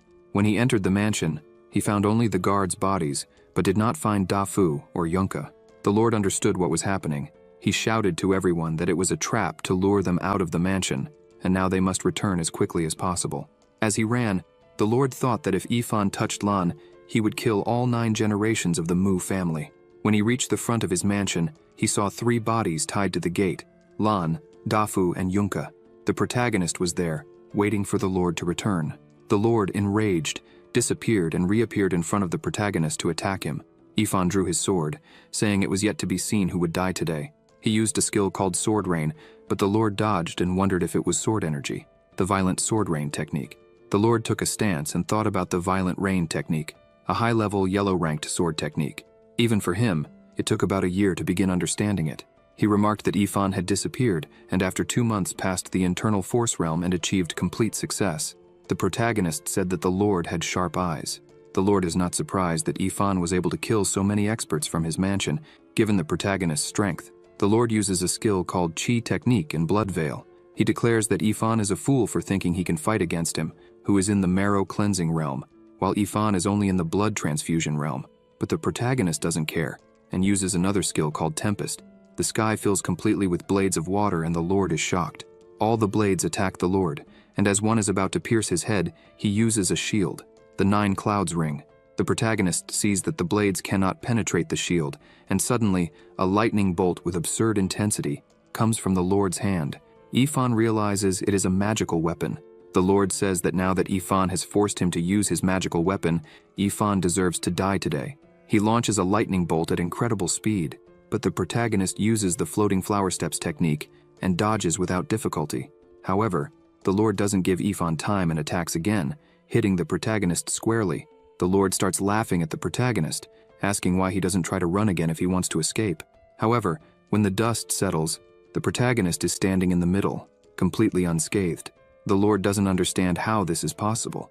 Ifan says he was worried for nothing because the Lord's lightning and thunder power isn't that great. The protagonist realizes that the barrier absorbs lightning and thunder. This barrier is the talisman that Nalan gave him, and it is indeed useful. The protagonist tests the other talisman, the brutal buffalo talisman, which increases his magical and physical capabilities, making him superior to his previous state. The Lord becomes desperate upon seeing this. The protagonist uses the violent sword rain technique, third form, waterfall of swords. A wave comes out of his sword, but the Lord does not give up and launches a lightning attack again. The attacks collide, creating a powerful tornado that throws the Lord back. With this, the protagonist coughs up blood. The Lord sees this and laughs, saying that even though Ifan used the talisman to strengthen his body, he still cannot fight against him with his own strength. But Ifan asks the Lord, who said he wants to use strength to kill him. The Lord thinks this is not good, and assumes that Ifan still has an ace up his sleeve. Suddenly, the protagonist is in front of the Lord and says it is not an ace up his sleeve. A small water blade reaches the Lord. The protagonist says this is the final move of the violent sword rain technique. This small blade causes severe damage to the Lord's chest. This is the sword drop. The Lord cannot believe he lost to the protagonist. He finds it impossible. The protagonist, on the other hand, is ready to finish off the Lord. He says that the moment the Lord committed all these injustices, it was clear that the heavens would demand retribution, and now it is his end. The protagonist then finishes off the Lord. He sees the ring on the ground and picks it up, remembering that it is the magical weapon. Ifan couldn't imagine that the power of lightning could be contained in such a small ring. The protagonist shamelessly takes the ring. Suddenly, several horses arrive. They are the Lord's guards. They are shocked to see that the Lord, his daughter, and all the clan members are dead. The protagonist, standing in front, shouts for everyone to hear. Those who surrender will not be killed, but those who disobey will be killed without mercy. This terrifies the guards. Meanwhile, at the pavilion, Nalan tells the old man that it has been a long time since the protagonist left. She wonders if Ifan is okay. Suddenly, a guard arrives and asks her to follow him because something really big happened. She asks what happened, and the guard says he was informed that Dafu, Yunka, and the entire Lin family are dead. And not only that, the city lord, Lan, and all 4 generals were also killed, and the Lord's mansion was completely burned and destroyed last night. Nalan faints, thanking God that Ifan really succeeded. The old man says that the 4 great generals, all of them in the blood transfusion realm, were capable of defeating someone in the intermediate stage of the marrow cleansing realm, and Ifan had just advanced to the internal force realm only 2 months ago. He thinks the course of Luyun City will change. A few days later, a commotion is happening near the wanted posters. People say that Ifan is the newest criminal, and those who capture him will receive 100 gold coins, and those who provide information will get 50 coins. They say that looking at Ifan's face, he doesn't seem like a bad person involved in something bad. Suddenly someone grabs the poster, the protagonist himself. He thinks that even though his bounty is low, there is no reason for them to paint his face so horribly, but he decides to forget about it and moves on to another place for more adventures. When night fell at the pavilion, Nalan wondered what Ifan was doing now, and what he planned for the future. Suddenly, a letter flew through the window. She looked and saw a small box along with the letter. Nalan picked up the letter and began to read. It was a letter from the protagonist, and it read, "I will be leaving Luyun soon. Thank you for taking care of me all this time. The brocade box is a gift from me to you and the Mu family. It will ensure that you have clothes and food for a lifetime. If we are destined to meet again, there will come a time when we meet once more. Until then, see you next time. Farewell, Bai Yifan." After reading the letter, Nalan opened the box and saw various divine treasures, things she had never seen before. She thought that she hoped to see him again. Meanwhile, the protagonist was leaving with his horse. Half a month later, on the border between the Wei and Yan nations, the protagonist was at a boat port. There he heard someone saying that recently the sacred land of the 5 elements, one of the 10 great sacred lands, had opened slots to recruit disciples. Even the lowest technique in the sacred land, once it goes to the secular world, becomes a supreme technique that anyone would fight to obtain. Another person said that if someone became a disciple there, it would be considered a divine blessing. The man in blue said that if someone could become an elder of the sacred land, even the princess, nobles, and the emperor himself would have to show respect. The man in red said that the sacred land was 10,000 miles away, and if they missed the ship, they would never get there, not even using 20 horses to death. The man in blue urged them to hurry to get the best seats. Ifan looked up and saw several ships flying in the sky. Cloud ships were the most important method of transportation on the ancestral continent. They were extremely fast for crossing the Celestial Rift Valley and reaching their destination. The protagonist didn't waste any time and got in line. When it was his turn, he asked for a ticket to the land of the 5 elements. The ticket seller said the ship only went to the 5-element city of the Wei Kingdom and that it cost 500 gold coins per ticket. The ticket seller wondered where a country bumpkin like Ifan came from, not knowing how far the ship could go. Besides, accommodations on the ship were very expensive, with even the basic room costing 300 gold per night. He told the protagonist that if Ifan couldn't pay for it, he would have to sleep on the deck, without any magic protection from the wind and sun. The protagonist didn't hesitate, and asked for the most expensive room. The ticket seller was overjoyed, and said he would prepare the best room for the protagonist. Then, 2 people arrived, and asked the ticket seller to wait because they would pay double for the best room. The girl was Meng, princess of Lingyang, and the man was Teng, son of Prince Kong. Ifan got angry, and asked Teng what he meant by that. Teng began to say that if he wanted something, he could pay double, and so on. But the protagonist said he was the first to arrive, and the ticket seller confirmed this, saying the protagonist was indeed the first to reserve the room. Meng asked who Ifan thought he was to go against the prince of the Kang family. She began listing her titles, and said she was Wang Meng, whom His Majesty King Yan had appointed as the princess of the countryside. Her brother Wang Teng was the eldest son of Prince Kang. She said she was being generous just by talking to the protagonist, and yet he dared to covet something she wanted. Meng asked Ifan if he was looking for death. The protagonist couldn't believe it, as everywhere he went, he found a bunch of idiots who liked to act important. People in the line said it was better for the protagonist to give up and not cause trouble with the royal family. But running out of patience, the protagonist shouted that being a prince or not didn't make them more qualified than anyone else there. Meng and Teng were shocked by this, and the protagonist continued saying that he had already bought the room and wouldn't give it up for all the money in the world. Therefore, they should be obedient and go to the back of the line. The two glared at each other, and the ticket seller tried to mediate. He told Teng to go to the end of the line, and when it was his turn, the ticket seller would give him the second best room on the ship. The ticket seller was in a difficult position because one was extremely influential and the other was extremely wealthy, so he couldn't offend either of them. The prince said he would ask one last time and asked if the protagonist knew the consequences of going against the prince of the Kong family. Ifan asked if the prince knew the consequences of going against the protagonist. Teng warned the protagonist that making enemies could be dangerous when traveling abroad, as one never knew how Ifan might end up dead out there. Ifan agreed, but it was really hard to say who was more dangerous. Teng felt the pressure and said the protagonist was embarrassing him. The ticket seller reminded them that the ship would depart soon and they couldn't delay much longer. So the prince decided not to argue anymore and took the second best room. However, Meng was unhappy about it. But Teng asked her to relax because when they arrived in the city, he would buy her some dresses to make her happy, and she agreed. The ticket seller said he would immediately prepare the room for them and thought the problem was solved. However, Ifan said he did not accept that. Teng asked what he meant, and the protagonist said he didn't like hearing people talking in the next room when he was sleeping. Therefore, he would buy all the divine rooms. The prince got angry and asked what the protagonist was trying to do. Ifan replied that first come, first served, and asked if Teng had a problem with that. The ticket seller handed all the keys to the protagonist and asked the prince to go to the end of the line. He thought that after this, he would flee, as the money he received would be enough for a lifetime. Thus, the protagonist left with all the keys, but on the way, he gave one of the keys to a bald man who was standing there, just because he seemed like a quiet guy. Meng said that Ifan was trying to embarrass them and make things more difficult, but Teng already knew that. On the ship, the protagonist was walking down the corridor when a big guy asked him to wait. The big guy said they needed to talk. Sometime later, the two were chatting and drinking together. They toasted once more. The big guy said that what the protagonist said about princes not being better than others was something he wanted to say himself. Despite drinking and eating with the big guy, Ifan still didn't know who he was. The big guy introduced himself as Liu, from a merchant family in the Wu nation. Liu asked about the protagonist as well. Ifan introduced himself and said he came from the Yan continent. The protagonist thought that the Wu continent was neighboring the Yan continent, and that since most people there were martial artists, the overall strength of that continent was considerably stronger than that of the Yan continent. Liu said it was destiny that they met there today, because he had witnessed the protagonist's act of bravery and admired his personality.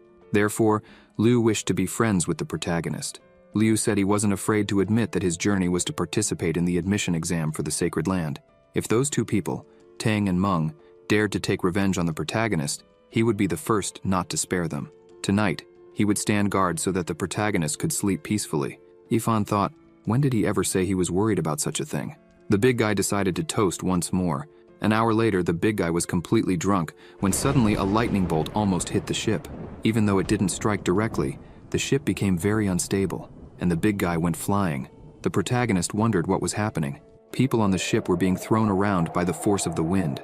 A lightning storm was approaching. Another lightning bolt struck the ship, and everyone nearby screamed for help. Ifan saw the lightning and thought it was a good way to gather energy. He took out the thundercloud ring and said it was time for it to shine.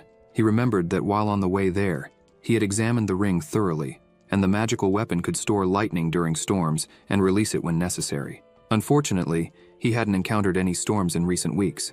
Ifan said that now a storm had arrived just in time. A lightning bolt struck and went directly to the ring, exactly what the protagonist wanted. Then several lightning bolts struck, all heading towards the protagonist. People noticed that all the lightning bolts were going in the same direction, towards the cabins, but clearly aiming at the protagonist's cabin. One of the workers saw this and wondered if the protagonist's cabin, which was of divine grade, didn't have a protection formation as the lightning was heading there. While everything outside was flying around, the protagonist was calmly absorbing the lightning until the ring absorbed everything and the lightning stopped. Now, with this, the protagonist had another ace up his sleeve. After some time, one of the crew members spotted the city of 5 elements. The big guy Liu thanked heaven for finally getting off that ship, and the protagonist asked if this was the city where the entrance exam for the sacred land would take place. Liu, with a swollen forehead from the impact, said he had heard that King Wei had spent a tremendous amount of money to build this city to appease the 5 elements sect of the sacred land, and this city was much more luxurious than the king's city. The protagonist thought it was much better to see for himself than to hear it from someone else. So, he headed into the heart of the city. Now, in the middle of the city, a lot of people surrounded him. He thought there were many more people than he had imagined. Liu explained to him that this was the admission exam for the sacred land, and that thousands of martial artists from all over the world came here to take the exam, so naturally, there would be many people here. Liu asked Ifan to look at the sky, and there were people flying on swords and gourds. The big guy said that they were cultivators from the mystic spiritual cultivation realm. He mentioned that this was the 5th time he had seen a cultivator from the mystic spirit realm with his own eyes. Ifan thought that the spirit cultivation realm was different from the external release of qi and blood. They could generate spiritual energy with their own bodies, so they could fly in the sky and escape the earth, travel around on swords, and do whatever they wanted. And this was truly the sacred land. And the protagonist had indeed come to the right place. Suddenly a person shouted for everyone to be silent. An immense pressure came from the sky, and everyone started to feel unwell. The protagonist, not wanting to draw attention, pretended to feel unwell too, until a giant person appeared in the sky. This was Yan Yunsong, the elder of the inner hall of the 5 elements sacred land. He said he would be the examiner for the admission exam, and that those who wished to enter the sacred land to cultivate should head to the east side of the city at noon and register there to participate in the disciple evaluation test. If they passed the test, they would be allowed to cultivate in the 5 elements sacred land. With that, everyone rushed to register. Liu greeted the protagonist and said he was going to register. The protagonist asked Liu to do his best and said he would wait for him. The big guy said there was no need to wait and apologized for not being able to protect the protagonist now.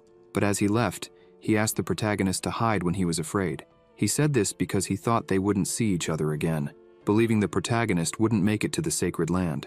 But the protagonist had the celestial ascension order and thought that he and Liu might meet again soon. Right after that, in the martial arts arena on the east side, everyone lined up to register. In the line, a little behind the protagonist, Tang and Meng were there. They noticed the protagonist ahead. Tang said he didn't imagine the protagonist was planning to take the admission exam. Meng asked the prince when he was going to kill Yifan to rid himself of his resentment. He told her to be patient and take care of their tasks first. And when they became official disciples of the 5 elements sacred land sect, the humiliation they suffered at the port would be repaid with Yifan's life. Then it was Yifan's turn. He introduced himself and said he was in the blood transfusion realm. Tang, from behind, thought that the protagonist wasn't even qualified for this competition since he was in the blood transfusion realm, and even if he passed, he wouldn't be able to stay safe fighting with the other participants. Back to the protagonist, he showed the celestial ascension order, and the person there already knew what it was. He smiled and said the protagonist was exempt from the examination and asked Yifan to go ahead and wait a bit. The brothers were shocked to see that Yifan was exempt from the exam. Tang wondered about the protagonist's origin. Right after that, Yun Song, from the top of a building, asked who this person with the Celestial Ascension Order was. The person behind explained that this person's name was Ifan. He explained that he tested the protagonist with the spirit measuring tablet, and Ifan's qualification was only at the lowest level of the yellow rank.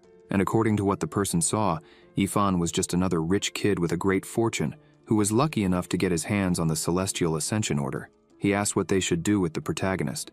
Yunsong replied that the minimum requirement for an outer disciple of the Sacred Land was to have a level 5 physical body and be in the marrow cleansing realm, and Ifan was in the blood transfusion realm with the lowest qualification of the yellow rank. However, Ifan had the Celestial Ascension Order, so Yunsong would give him a chance to show what he was capable of. Sometime later, on the back of a giant bird, Ifan and the other participants were being taken to another place. The protagonist thought that he barely managed to qualify as an outer disciple. Even coming from Earth, he only had a yellow rank qualification. Obviously, his strength had already surpassed several realms, but Ifan didn't want to think about that, as the qualification assessment was truly inexplicable. He thought that since his rankings were poor, so be it. As long as he could sustain himself with the Earth's infinite resources and simplify the techniques to learn them faster, perhaps he could make great progress. Meanwhile, the bird was tearing through the skies and quickly arrived at the land of the 5 elements. Ifan was impressed to see that the sacred land was situated among the clouds. Suddenly, Yunsong explained that this was the 5 elements sacred palace, the core of the sacred land, and unless one was an elder of the inner sect or a true disciple, they could not enter without permission. There, in that palace, would be where everyone would cultivate from now on. Shortly after arriving, everyone lined up to listen to Yunsong speak. He said that from now on, everyone there would be outer disciples of the 5 elements sacred land. In the future, all their words and actions must be in accordance with the sect's rules, and everything they did must also consider the sect's interests. Yunsong informed them that there were identity plaques made of jade and maps for the rooms where everyone would stay, and in the room, there would be a sect manual. He asked everyone to read it carefully, and so everyone affirmed to the elder. A bit later, in the disciples' resting area, Ifan was relaxing in his quarters. He saw 3 talismans, one for body purification, one for quick movement, and another for water collection. There were also some spiritual stones and high-level healing pills. He thought that the Sacred Land sect was really generous. All of this was worth at least 10 million gold. Just by becoming an outer disciple, the sect had given all this without exception. The protagonist picked up the manual and began to read. He read that the ancient Great Hope continent was divided into 5 regions: the Eastern River, Southern Desert, Western Sea, Northern Plains, and Central Plains, and had 3 distinct races composed of humans, demons, and monsters. But this was something Ifan already knew. The 10 sacred lands of the human race were named: Immortal Sacred Land, Supreme Imperial Sacred Land, 5 Elements, Sacred Land, Great Ice Sacred Land, Martial Truth, Sacred Land, Heavenly Slayer Sacred Land, Celestial Scripture Sacred Land, Great Treasures Sacred Land, Purple Phoenix Sacred Land, and Ethereal Sacred Land. Among them, the Ethereal Sacred Land was the most mysterious, with the tradition of having only 5 disciples in its sect. Each of them was an extraordinary talent in the world. The Supreme Imperial Sacred Land completely occupied the central part of the continent and was the strongest in terms of heritage and strength. They behaved in the most dominant manner possible. The Martial Truth, Sacred Land, and the Heavenly Slayer. Sacred Land focused mainly on body refining and sword cultivation, respectively. The Great Ice Sacred Land only accepted female disciples. The 5 Elements. Sacred Land was divided into 5 factions: Gold, Wood, Water, Fire, and Earth, which in turn was the newest, and its seniors were the youngest among the 10 sacred lands. After reading all this, the protagonist lamented not knowing that the Supreme Imperial Sacred Land was the strongest, as if he had known that before, he would have found a way to go there. He said that even with infinite money to spend, he could easily hire a bodyguard. But if he remained weak, it was inevitable that someone would covet his things, so he had to get stronger on his own to pave his way to the heavens. Ifan remembered that the realms of bone forging, internal strength, and blood transfusion were all for nurturing the body, but the marrow cleansing realm was about removing impurities from the body and refining the purity of chi and blood. So, the protagonist has to find a way to cleanse his marrow, remove impurities from his body, and refine the purity of his chi and blood to become stronger. He wonders if there is something from Earth that can help him with this. A month has passed. During this last month, the protagonist has been constantly traveling between Earth and this world, and discovered that using spiritual medicine as a medicinal bath to reform the body is more effective and stable than drinking the medicine directly. Angelica sinensis, lotus seed, asparagus, and barley, all prescribed by the traditional medicine hall to purify body heat and detoxify body toxins. Ifan feels his body has become lighter, his strength has increased several times, and even his mind is clearer. The protagonist is cultivating, and will definitely break through the chains of the blood transfusion realm. His cultivation becomes increasingly intense until he reaches the marrow cleansing realm, along with a stylish cloak. This is the cloak of blood and chi. Ifan realizes that this cloak is brighter, denser, and several times stronger compared to the one the city lord had. It is definitely comparable to a chi and blood cloak of someone in the illumination realm. So he decides to test how good it is. He punches the air, and just with the pressure of the punch, he knocks down several trees. The protagonist sees that not only the cloak, but also a simple punch of his, has the estimated strength of 20,000 to 30,000 kilograms, which can be considered twice the strength that someone in the marrow cleansing realm would normally have. Ifan is motivated to continue cultivating more and more. Sometime later, everyone was in the sect affairs hall. The sect affairs hall is the place in the 5-element sacred land that manages sect affairs, as well as a place for disciples to receive their allowances and undertake missions. The sect disciples can take the initiative to accept small and large missions from the sect in exchange for resources for their cultivation, and the remuneration for these tasks is calculated in terms of contribution points. Contribution points can be seen on the Jade Identity plaque, and each disciple is given 50 points for entering the sect. The best use of contribution points is to exchange them for martial techniques at the Martial Arts Pavilion in the 5-element sacred land. It is said that the Martial Arts Pavilion has a collection of dozens to thousands of martial arts manuals, and just by obtaining a copy, the strength of a practitioner of that art can increase exponentially. It was mentioned in the Ancient Hope Manual that there are 3 ways to earn contribution points.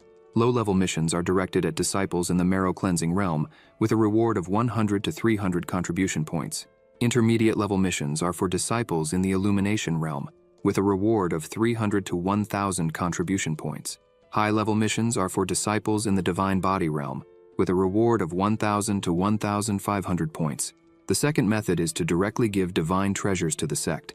The third method is to capture and kill criminals listed on the 5 elements Sacred Land's wanted list.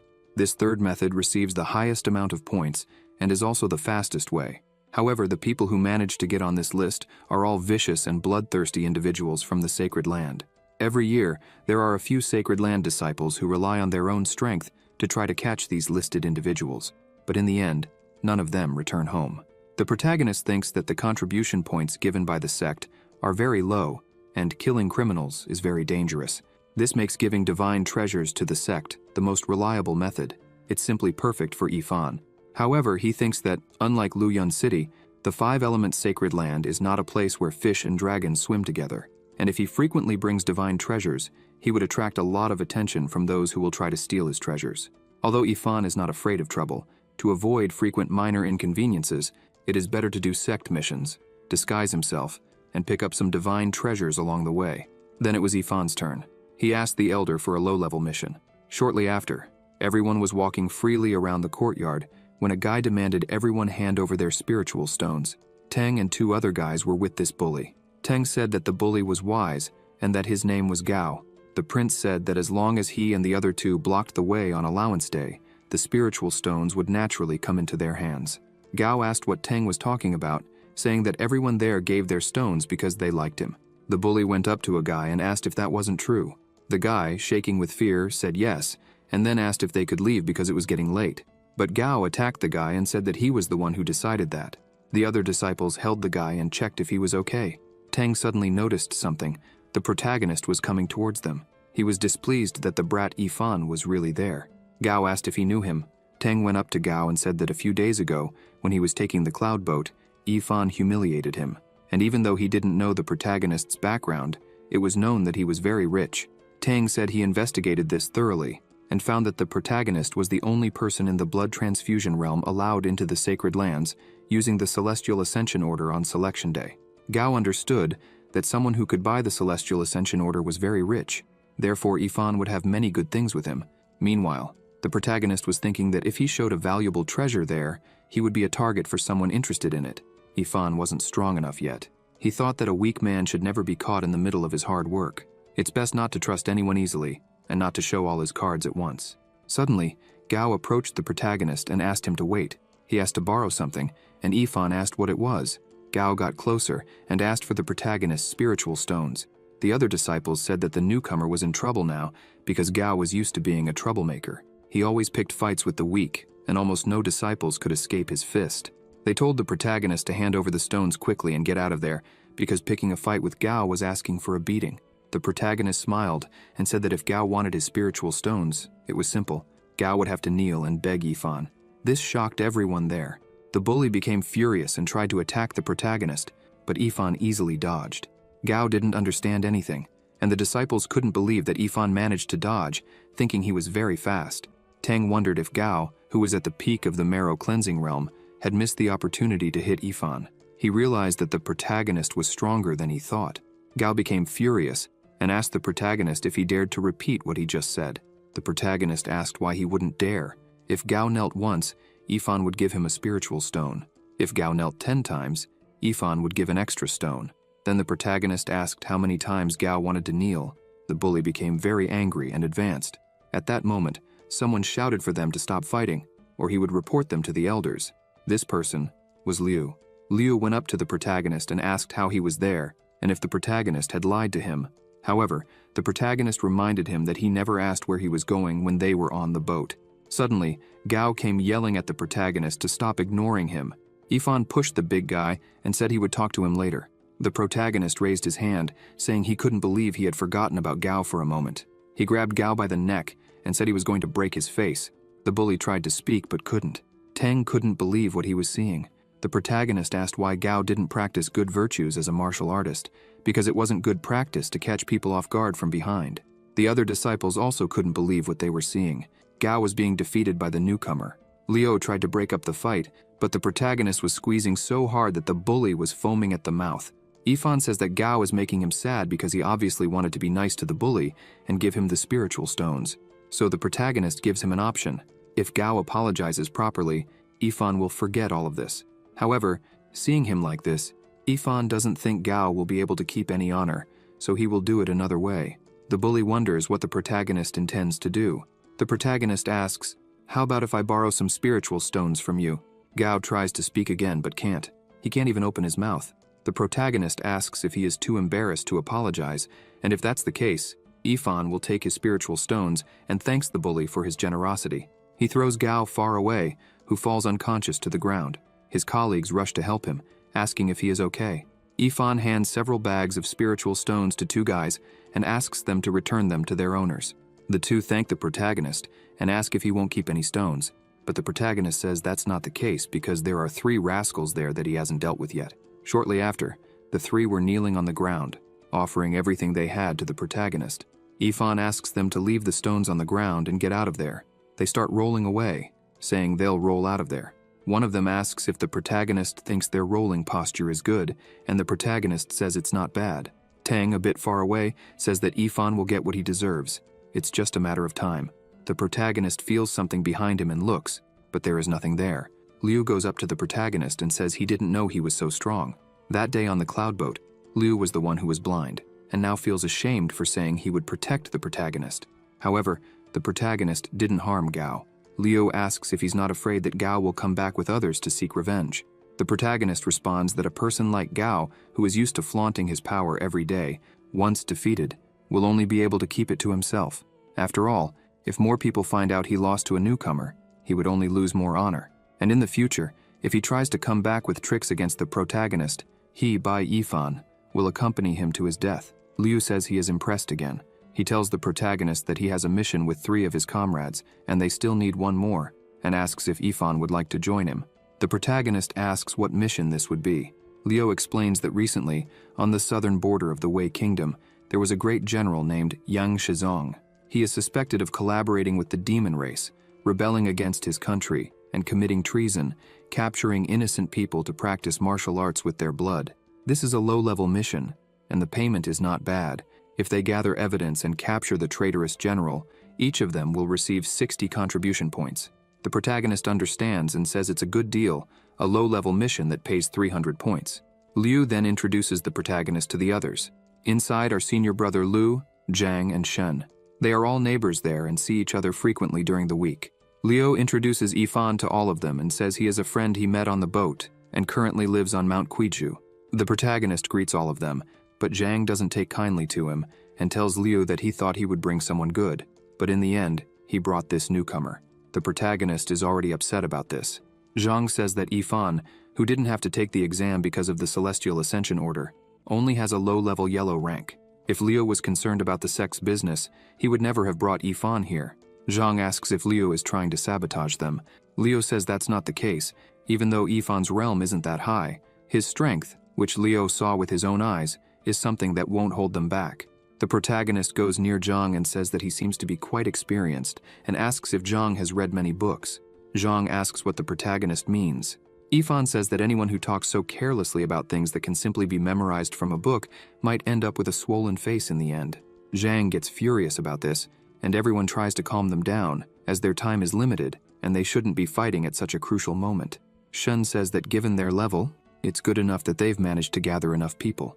She is sure that Brother Liu's judgment wasn't wrong. Zhang leaves, saying that he will be blamed for all this, but he really didn't expect that someone from the gluttonous Taudi lineage wouldn't be able to find someone good, and asks everyone to get ready to leave. This makes Liu a bit irritated. The protagonist asks what gluttonous means.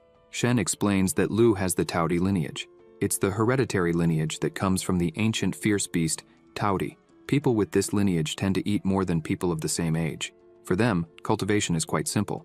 All they need to do is keep eating. The higher the spiritual energy contained in the food they consume, the faster they will be able to succeed in cultivation. However, on the other hand, the Taudi lineage is also a kind of useless lineage because the resources they need to cultivate are enormous compared to a person of the same level and age, and the higher their cultivation, the more frightening they become.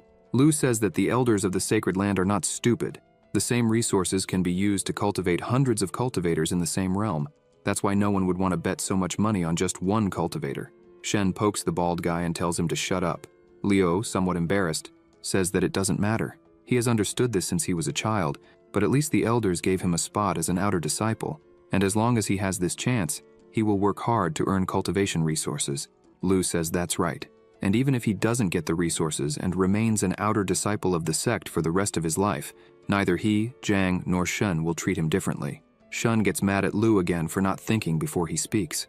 Meanwhile, the protagonist is thinking about Liu needing more resources and remembers that he has infinite resources because of Earth. Not even all the sacred palaces together can compare to the protagonist in terms of resources. Yifan thinks he could cultivate Liu up to the profound divine realm, or even beyond that. However, Yifan thinks this is not the right moment since they don't have a deep friendship yet. If Liu asked about the origin of the treasures, it wouldn't be easy to explain. Liu is a man of justice and worthy of being a friend. However, the protagonist should still observe carefully for a little more time. Sometime later, at the border of the Wei Kingdom, everyone was gathered around a portrait of Shizong, and the intelligence information says that he is in the intermediate realm of marrow cleansing. There are 4 commanders under Shizong's command, and they are only at the peak of the blood transfusion realm. The most problematic part is that he can mobilize 300,000 elite soldiers at once. Liu can't believe it. As for the protagonist, he thinks that it would already be difficult for them to defeat the 4 commanders with a few blows, but with such a large army of soldiers, even if all of them were in the tempered body realm, it would be a tough task to handle. Yifan says there is only one way to accomplish this mission, not to face anyone head-on, and proceed stealthily. Zhang agrees and says that the intelligence reported that Shizong is working with the demon race and capturing civilians to cultivate blood arts on them. The crimes are so heinous that he could start a revolt at any moment. If they find any conclusive evidence, it would be better than capturing the old man alive. And if they can't, they will have to kill the old man and bring the body. At the old man's mansion, the protagonist's group is hidden by the wall. Zhang asks them to use the Qi concealment talisman. They all use it and become practically invisible. They run past the guards, and one of them is startled by the sudden gust of wind. Now that they are inside the city, the next step is to find the old man.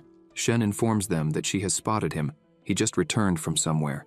At nightfall, a woman asks the old man if he doesn't get hurt with all that armor. However, he brushes it off and says she is very kind, but he is now too busy with his military duties, and if he finishes early today, he will come back to have dinner with her. She feels a bit down and says that if at least the silly one were there, she wouldn't feel so lonely. He starts to leave and tells her to go to bed early tonight. He leaves the house and soon notices something. The group was right next to him. Yifan and the others wonder if they've been exposed, but the old man just leaves and goes somewhere else. Wasting no time, the group follows him. The old man goes to another house and, upon entering, asks to close the doors and windows. He fiddles with a vase, and a passage opens. Zhang is impressed that there is really a hidden mechanism there, a secret entrance to an underground palace in the general's mansion. Lu asks them to wait until the old man enters, then they can proceed as planned. After the old man enters, Shun asks Lu what they should do now and if they should follow the old man. Zhang takes the lead and tells them to enter the secret room. Upon arriving downstairs, they find themselves in a giant hall. Yifan asks everyone to stay together and keep their guard up. The protagonist notices a strong smell. Zhang already knows that this smell is of blood, and it seems the information was correct. This old man is really involved with the demonic blood art. Suddenly, Shun spots something. She sees several pools of blood and many bones. She wonders how many people this old man has killed. There is also demonic energy there, and the old man is refining the bodies. Zhang says they will surround the old man, and when he gives the signal, everyone will attack simultaneously. But suddenly the old man shouts, saying that now that everyone is there is no reason to hide. He attacks the group with a lightning bolt, but everyone manages to dodge. Zhang asks how the old man was able to detect them. Shizong says that this bunch of brats sneaked into his mansion and asks if they are looking for death. This was not good at all. It was the old man's plan to lure them down there. The door behind them closes, and the old man shouts that everyone there will now be his sacrifice. Zhang and Lu charge forward. Shun and Liu also try to go, but the protagonist asks them not to go just yet. Suddenly, all the demons break free from their chains and immediately attack the group. Zhang is startled by the demons' incredible speed. The protagonist pulls back, dragging Shun and Liu with him. This causes the demons to miss their attack. The protagonist realizes they are not normal bodies, but the bodies of demon kings. Lu takes a hit to the chest to stay alert, and Zhang is fighting for his life. Now the groups are facing each other. Shung asks if Lu is okay, and he says he can hold on a bit longer. Zhang shouts to the old man that he will die today for what he's done. Yifan realizes those are demonic puppets, and the bodies are of people who died and are being used and manipulated through evil techniques. A demonic puppet is made using the body of a living person as a sacrifice.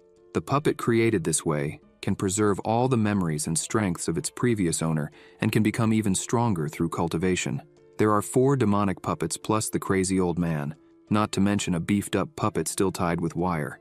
Now things are getting tough for the protagonist. Suddenly, the old man shouts for the demons to kill everyone there, and the fight resumes. Zhang slices a demon's neck and announces he has taken one down. However, the old man says it's not easy to kill his puppets. He uses magic to instantly heal the demon. Everyone is astonished by this. Liu says they can't keep expending energy like this for too long. Zhang asks them to hold off the puppets while he kills the old man. He uses a talisman, stating that if he kills the old man, the puppets will stop. A powerful sword emerges from the talisman and heads towards the old man. Shizong simply stops the sword with his hand and asks if Zhang is the one with the highest cultivation among them. He throws the sword back, saying that if Zhang wants to fight him, he'll need to eat a lot more beans.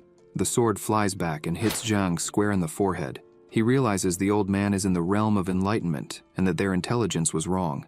Liu is in shock, thinking that if Zhang, who has the highest cultivation there, is already struggling, there's nothing the others can do.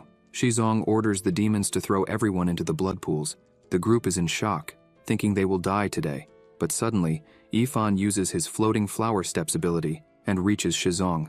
The protagonist slashes and cuts off the old man's arm. Zhang doesn't even understand what happened. Shizong screams in pain but quickly recovers, shouting that he will kill the protagonist. However, the protagonist uses another technique, the violent rainsword technique, second form, storm. The old man recognizes this technique. He tries to create a blood shield, but even with his shield, he can't block the attack, and every strike hits him without exception. Suddenly, all the puppets stop moving, and the old man is completely battered, unable to fight. The protagonist tells him to give up, as there's no way he can win. The fat man is stunned, and Shen is impressed by the protagonist's power. Shizong, trembling all over, can't believe that Yifan managed to hurt him using just a yellow-ranked sword technique. He thinks this was to be expected from a disciple of the sacred land. But suddenly the old man goes crazy. He says that everyone is destined to die today. Yifan becomes alert, as the growth puppet is unleashed. The group sees that the protagonist is in danger. They also can't believe Shizong managed to refine a puppet at the peak of the Enlightenment realm. Yifan shouts for everyone to get out of there, and at the last second, they all manage to dodge. The growth puppet is foaming with rage. They hide behind a pillar, and Liu tries to wake the old man, but he's already dead. The growth puppet is becoming more and more uncontrollable, to the point of becoming completely out of control. Ifan shouts that the puppet is coming. He realizes that the puppet is striking randomly, following only the sound. He tells everyone to hide and remain silent. They hide again, and Shen asks Zhang what they should do now. He responds that he plans to escape, as they alone cannot defeat the growth puppet. The protagonist says that fleeing is not an option, and that if they don't stop the puppet and leave it free, it will result in the death of hundreds of innocent people. So, they must end this quickly. Zhang gets angry at this, and tells Ifan to shut up, saying he can't do anything alone. The best option would be to leave quickly and call for reinforcements. However, Liu says that Ifan is not going alone because he will go with the protagonist. Zhang asks what Liu means by that. Liu tells Zhang to think carefully about whether they can really get out of there and how long it would take for reinforcements to arrive.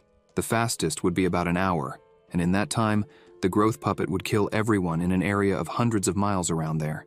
Liu confidently says that even with a mediocre martial art, he is not greedy for life and is not afraid of death. He would rather die fighting this demon than sacrifice the lives of others to save his own. Shen and Liu agree and say they will fight too. Zhang says this is the same as throwing themselves to their deaths. The protagonist gets frustrated and asks Zhang how they will protect the nation and their families if they are the first to flee in a crisis. If none of them are willing to risk their lives, they can't do anything for their country or family. He says the world is made up of people who know they are destined to die, but still march forward bravely to complete their duty, and that is why there is peace in this world. Irritated, Zhang shouts, asking who is the leader of the group. With this, the growth puppet notices them and runs towards them. Liu draws his sword and says he will fight, but suddenly the protagonist steps forward with his floating flower steps. Seeing this, Zhang shouts to the protagonist that the demon is in the realm of enlightenment, and that Ifan won't even hurt the demon. But the protagonist is serious and puts on his thundercloud ring. He releases a lightning bolt against the puppet and asks who the idiot is now. The lightning bolt hits the puppet right in the chest and throws it far away. With just one bolt, the protagonist defeats the growth puppet that was in the realm of enlightenment. The group is impressed by his power. The protagonist says he is the only one who decides whether he can harm his opponent or not. The puppet starts crying and calls for the general and Susu, saying it has no regrets. The protagonist sees that the demon still has some humanity left. He thinks that usually, demonic puppets have their humanity erased by the practitioner to make them easier to control. Demonic puppets that still have humanity and are still obedient to their master can only happen if the person voluntarily transforms into a puppet. The protagonist wonders how this could have happened. Liu is stunned to see that the puppet was really destroyed. Zhang from the back says this is impossible. He sees that the protagonist used a magic weapon and asks where he got it, but the protagonist says it's one of his trump cards, and that's why he didn't mention it. The protagonist goes near the pool and says something is wrong with the blood. Shen asks what happened. Ifan says the blood there doesn't seem to be human but beast blood. Liu says the intelligence reported that Shizong is a demon and asks how the old man could use beast blood. Suddenly, the palace starts collapsing. The protagonist shouts for everyone to get out of there as quickly as possible. However, a pillar is falling towards the group, but suddenly a barrier protects them. Liu asks who is doing that, and a woman says luckily she wasn't late. This woman is named Xiaochai. She asks if everyone is okay. Liu knows who she is and is happy. Ifan asks if she is using spiritual energy. Xiaochai says it's a miracle they're still alive after encountering a demon puppet at the peak of the Enlightenment realm. She adds that she'll speak highly of them to others, which will make them famous for a while. Suddenly a pillar begins to fall towards her, but she snaps her fingers and evaporates the entire pillar. This even impresses the protagonist. As she approaches the group, everyone greets her, thanking her for saving them. Xiaochai goes to the protagonist and asks if his name is Ifan. She comments that he's at the mid-stage of the marrow-cleansing realm and still managed to kill the growth puppet, which she finds impressive. The protagonist says he was just lucky. She smiles and mentions she heard everything he said and highlights that it's extremely rare for an outer disciple to have such great understanding. Meanwhile, Zhang thinks it's obvious the protagonist won because he has a very strong magic weapon. He rummages through the old man's body and finds a ring. He didn't expect to find it, as it's a rare magical storage treasure. But suddenly, Xiaochai takes the ring from Zhang and says it was the best treasure the old man had, praising Zhang for his sharp eye. She throws the ring to the protagonist, saying that since Ifan killed the general, the old man's treasures belong to him. Ifan is happy with this and thanks the girl. He thinks a magical storage treasure is priceless in the outside world, as it's very hard to find.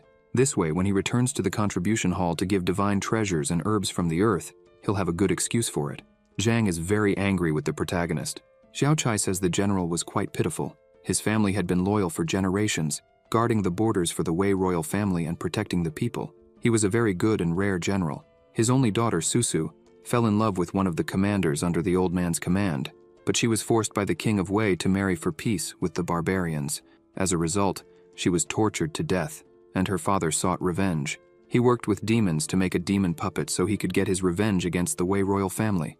The group recalls Lady Yang saying that if Susu were there, she might not feel so lonely.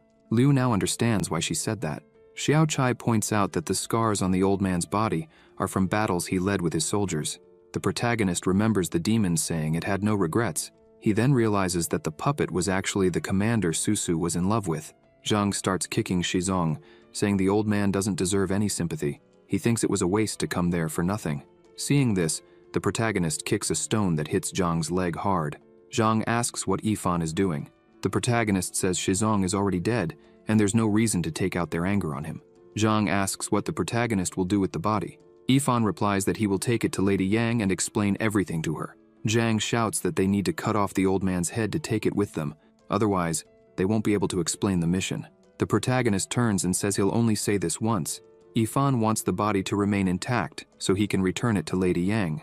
Zhang asks if the protagonist really means that, and the protagonist tells Zhang to stop.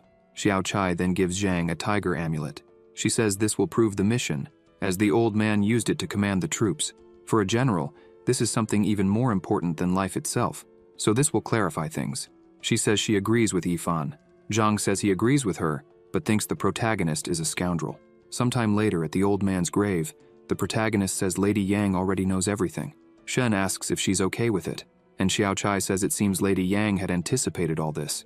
She said the old man had been carrying a great burden on his shoulders, and now that he's reunited with his daughter in the afterlife, he'll be able to break free from the cycle of cause and effect.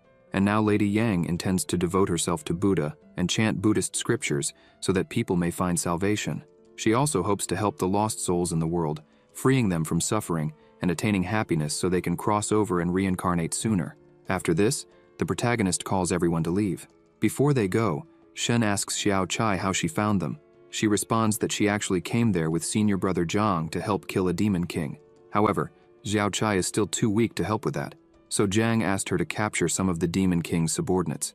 While passing by the general's mansion, she sensed a demonic power. Everyone is surprised to hear her say she is very weak. Shen asks if this Zhang is the maiden of the sacred land. Xiao Chai says yes, and that Zhang is also known as the Eastern spiritual flower among the 5 true disciples. The protagonist asks what a sacred maiden is and who the 5 true disciples are. Shen scolds the protagonist for not knowing anything.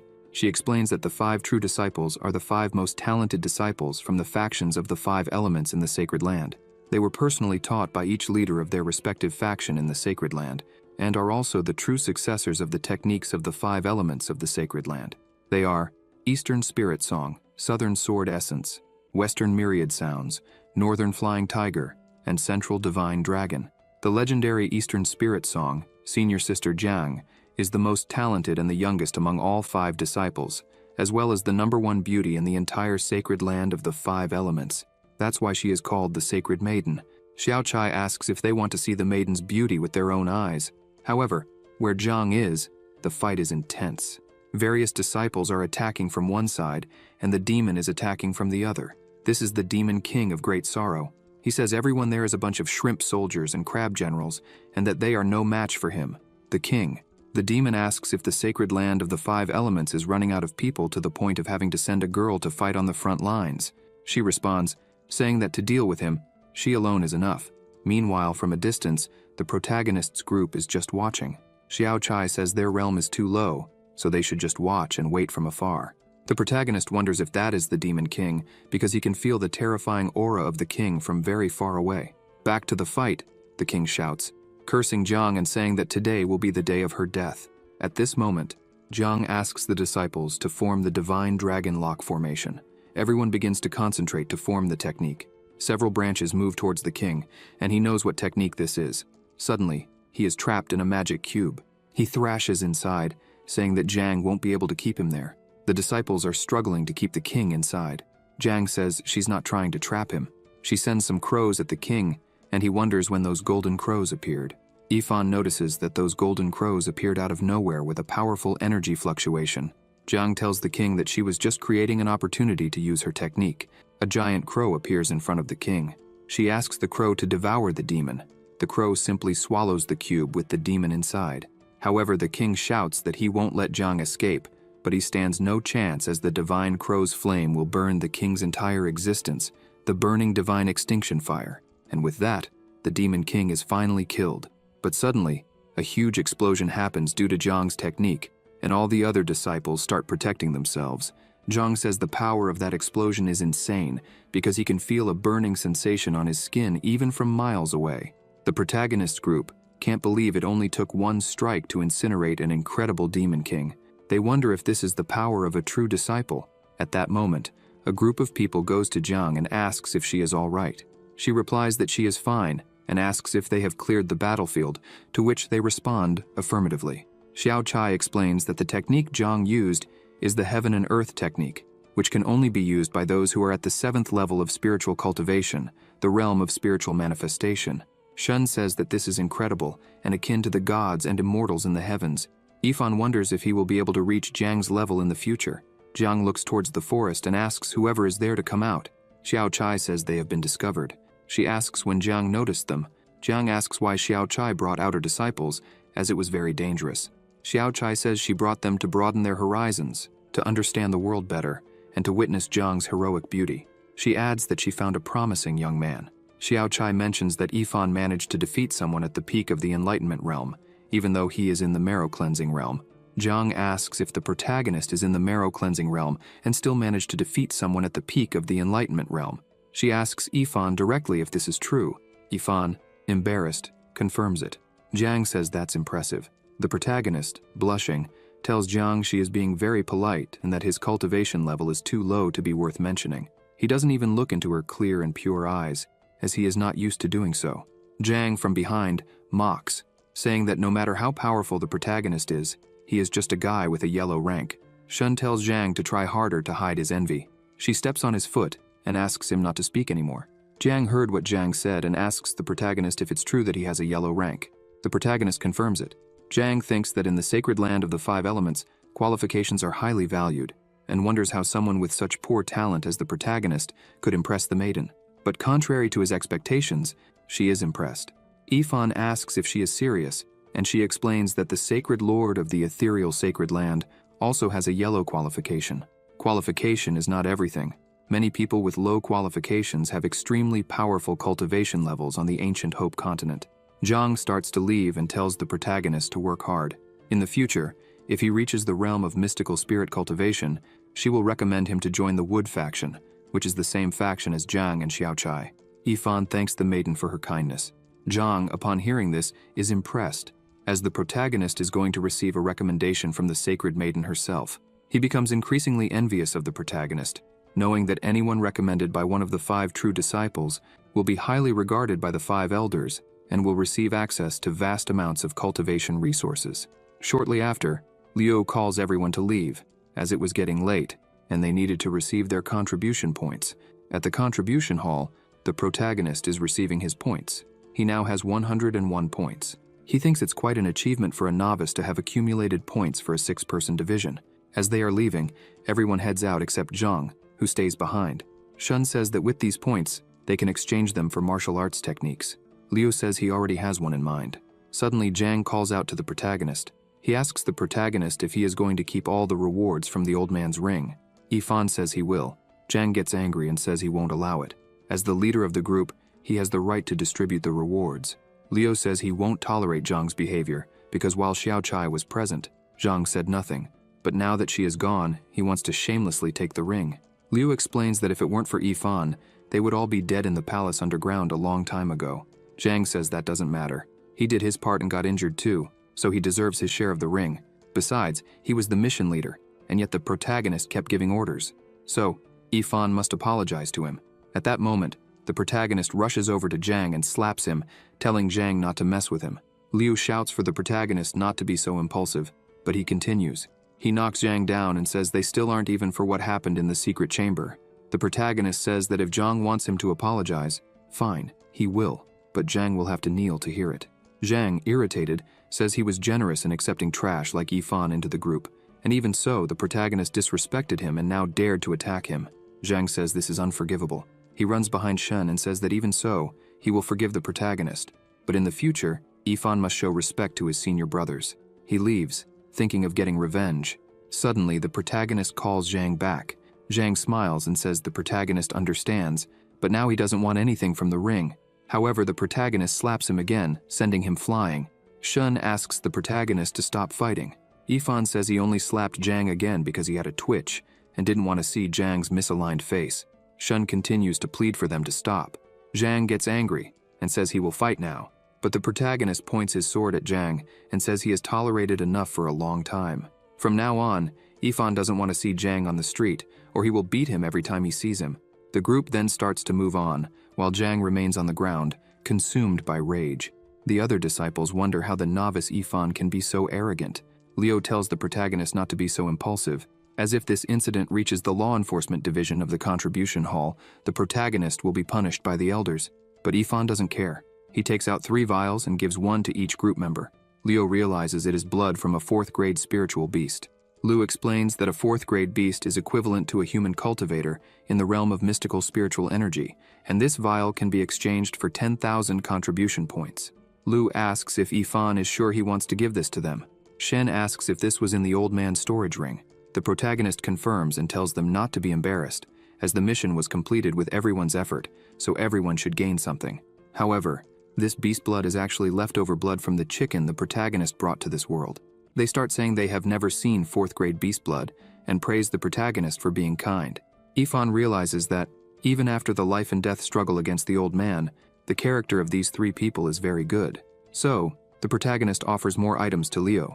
He explains that since Liu has a special lineage, this should be good enough for Liu to cultivate. Yifan tells Liu that if he needs more, he will help him get it. Liu is very happy and asks if, besides the blood, he will also get this. Shen says that this is even more powerful than the blood. She explains that these screaming birds like to live in groups and always alert others when there is an enemy. Therefore, it is difficult to capture them. Moreover, they are fierce in combat, so it is very difficult to extract the blood, let alone get the heart.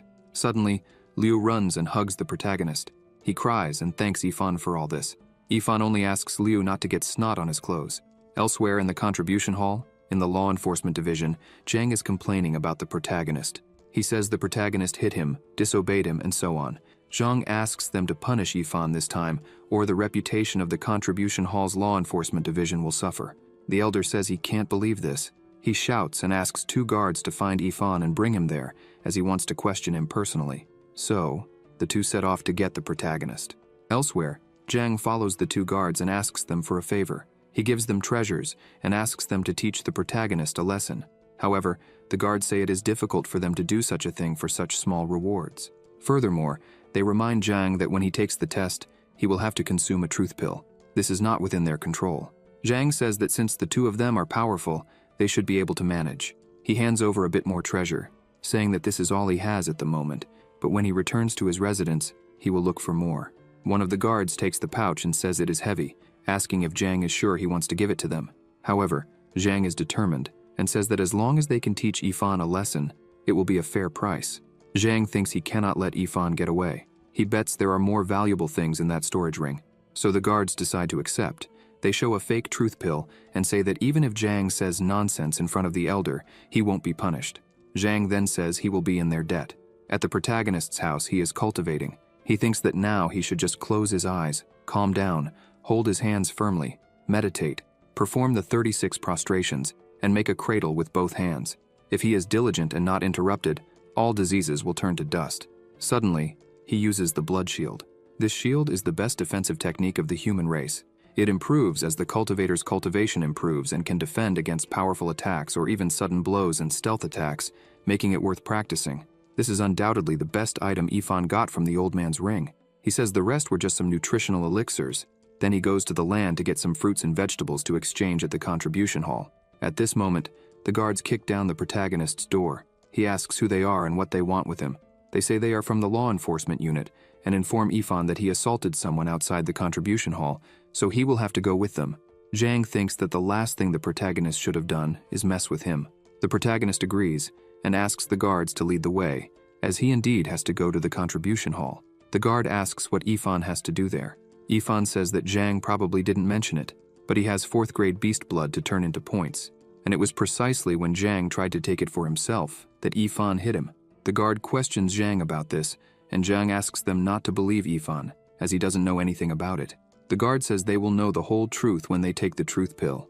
Zhang becomes frustrated at being cornered. He goes to the guards and says that after taking the spoils, he will split half with them, but the guard demands 80% for them and 20% for Zhang. Despite his resentment, Zhang accepts this. The guard tells the protagonist that they must be impartial regarding the laws, and therefore asks the protagonist to follow them. Yifan understands, and since he just finished training, asks for some time to clean himself up before going to the trial smelling bad. The protagonist asks the guards to go with him so he can change clothes. The guard tells Yifan not to try anything funny with them. While heading to the protagonist's house, the guard tells Zhang to stay right there. Inside, one of the guards warns the protagonist again not to do anything, as Yifan is no match for the 2 guards. The protagonist acknowledges this and says he won't do anything. He will just change clothes calmly. Meanwhile, one of the guards tells the other that the room doesn't seem normal. The spiritual energy there is richer than that of the guards' quarters, who are inner disciples. They notice something on the floor, a carpet made of the divine grass, Dulu. Not only that, but a fang from a flame dog and a foot towel made from the feathers of the mythical divine beast of the northern region, the Northern Light Golden Eagle. They are shocked by this and wonder how the protagonist obtained such rare treasures. Yifan, already prepared, pretends these are useless items to him, things he uses daily. He even questions the guards if they are playing a prank on him. The protagonist hands a bag of medicinal bath to the guards and says they can keep it. Upon taking it, they realize these are extremely fine treasures that even the elders would struggle to obtain. One of the guards asks the other if he knows the protagonist's past, because if the protagonist really has all this and treats it as normal things, he must have a powerful background. Therefore, they decide not to offend the protagonist. Outside, Zhang wonders why the guards and the protagonist are taking so long. But shortly after, the guards come out and ask if Zhang waited too long.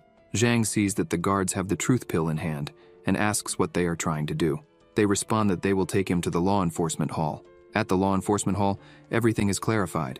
Zhang explained that he wanted to escape the battle zone, take all the treasures for himself, and didn't like how Yifan was acting, so he planned for the protagonist to be punished out of pure revenge. Zhang did all this, and Yifan is completely innocent. Zhang fights back, but the truth pill is very powerful. The elder says there is nothing more to be said. Zhang is not a good leader, and blamed the other disciples. Therefore, he will be punished with half salary for a year and 3 months, at the peak of self-reflection. Suddenly, Zhang screams, pointing at the 2 guards. But before he says anything, the 2 guards slam his head to the ground. The guards inform the elder that they will take Zhang away immediately. The elder speaks to the protagonist and says he was rewarded for exchanging divine treasures. Therefore, the protagonist must go to the front of the hall and receive the 30,000 contribution points. Yifan thanks the elder, and at that moment, 2 others take Zhang away. The guards tell the protagonist that if he ever has any problems in the sacred land of the 5 elements in the future, he should ask for their help, and they will take care of things for him. Yifan says he will call if anything happens. With that, the guards leave with their pockets full, with treasures from both the protagonist and Zhang. Suddenly, a giant bag falls from above and lands on the 2. Then, several blows are dealt to the guards. Someone was there in front of them. They take all the guards' treasures and run away. And of course, that person is the protagonist. The next day, at the martial arts pavilion of the sacred land of the 5 elements, the millionaire protagonist was there, asking to buy a peak-grade human martial art, the technique of the demonic bull power. The old man even asks if the protagonist is sure about this, but he is determined and says that is indeed what he wants. The old man warns the protagonist not to waste all his effort, mentioning that this technique costs a large amount of contribution points and is quite difficult to learn. He even asks how the protagonist will manage to comprehend it, but the protagonist asks him not to worry. The old man is shaken and says that since the protagonist does not want to listen to the words of an old elder now, later Yifan will surely suffer a great loss. Yifan takes the technique and thinks that his cultivation has increased, and now he can acquire a new martial art. Sometime later, in the talisman hall of the sacred land of the 5 elements, the protagonist is there pestering another guy, asking for various things. The guy wonders how the protagonist managed to have so many contribution points. At the spiritual weapons pavilion of the sacred land of the five elements, the protagonist asks another elder to pack up the weapons from half an entire wall for him. The elder can hardly believe it, but does as the protagonist requested. Ifan takes a sword and sees that it is a good weapon. He thinks it is a good time to buy good equipment. As he was leaving, everyone was talking about him. They said they heard that the protagonist emptied the talisman hall in the spiritual weapons pavilion and even obtained a legendary weapon, the demon-suppressing sword. People wonder how many contribution points Ifan has, and the protagonist leaves there happy. After night falls, at the back of the mountain of the sacred land of the five elements, the protagonist is there, and thinks that this simplified version of the demonic bull power technique mentions that to practice this technique, it is necessary to try to make the meridians absorb a large amount of blood essence from spiritual beasts of the bull type. Therefore, the protagonist is applying bull blood to his skin. After doing that, he needs to strengthen himself with a massive amount of physical exercise to transform the essence into the martial artist's own strength. Then Ifan throws a stone at the bats. With that, they fly after the protagonist. He uses this to train his reflexes and speed. A bat tries to attack him but is hit in the mouth. The bat is thrown against another bat, killing two birds with one stone. Ifan has barely started and can already feel his meridians burning. With the help of the bull, the protagonist's body has already gained the strength equivalent to 30 horses. Suddenly, the protagonist stops and tests his new ability. He throws a punch that sends a blast against the bats. All are instantly killed. With that, the protagonist successfully masters the demonic bull technique. But at this moment, the protagonist senses a strange energy nearby. At the top of a peak, someone tells a hidden person to come out. The hooded one asks the other, who was hidden, to say what he wants quickly, as he doesn't have much time. Suddenly, a portal appears in the air, and a voice says that it is indeed very difficult to talk to the hooded one and calls him an old friend. This voice continues, saying that the hooded one has been working undercover in the sacred land of the five elements for many years and is acting more and more like a human. Suddenly, a demon king emerges from the portal. This is the demon king of the reverse wheel. The king asks if the hooded one has forgotten his identity as the demon king of the eternal hate demon sect. The hooded one shouts, asking the king to stop joking. He asks if the king contacted him using the transmission talisman because of the incident where the great demon king of despair was killed, and what the eternal darkness demon sect intends to do about it. Meanwhile, the protagonist is watching everything and already realizes that there is a demon spy here in the sacred land of the five elements. The king shouts, cursing Zhang, as she has been cornering and attacking the demons more than 100 times since she became a true disciple. Now, even the great demon king of despair lost his life at her hands. Therefore, the king wants to get rid of her as soon as possible to please the demon god.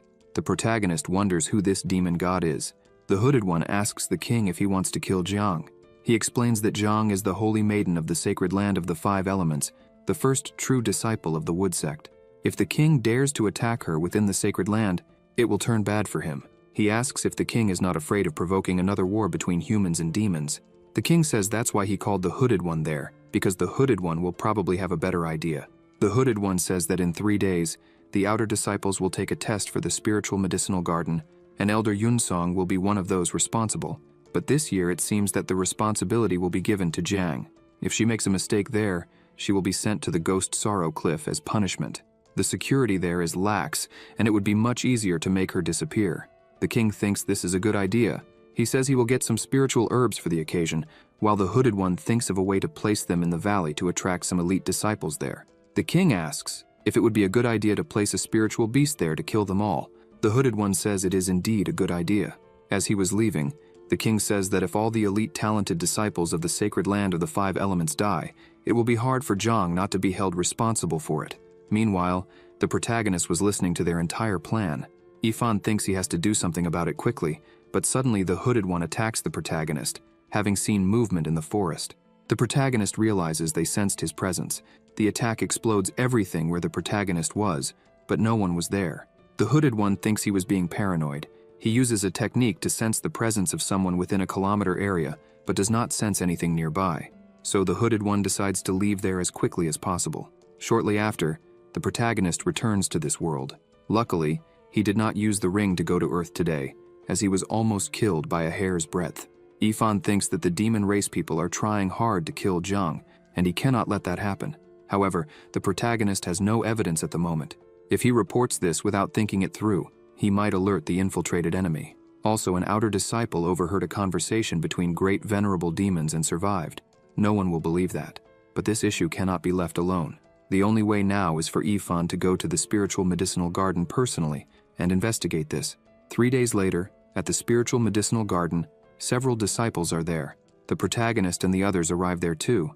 Shen sees that there are many people there, and they are all very excited, but this was obvious, because if someone performs well in this test, they will have the opportunity to be recognized by one of the elders and perhaps even be promoted to an inner disciple. Therefore, everyone is excited. Suddenly, a guy arrives asking everyone to get out of the way. A bearded disciple says that this is Chang Feng, and not only him, but also Luong, Xiaodia, Min, and Yuan Bai. Shen explains that these 5 are the best among all the outer disciples and have already been pre-accepted by the 5 inner courts of the sect. As soon as they advance to the divine mystic spirit realm, they will be immediately admitted to the sect's inner court. Yifan thinks this must be the group the Demon King and the Hooded One were talking about.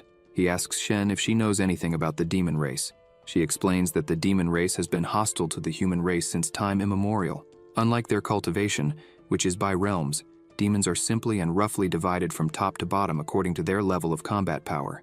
First comes the Demon God, then Demon Emperor, Venerable Demon, Demon King, Demon Commander, and lastly Demon Soldiers.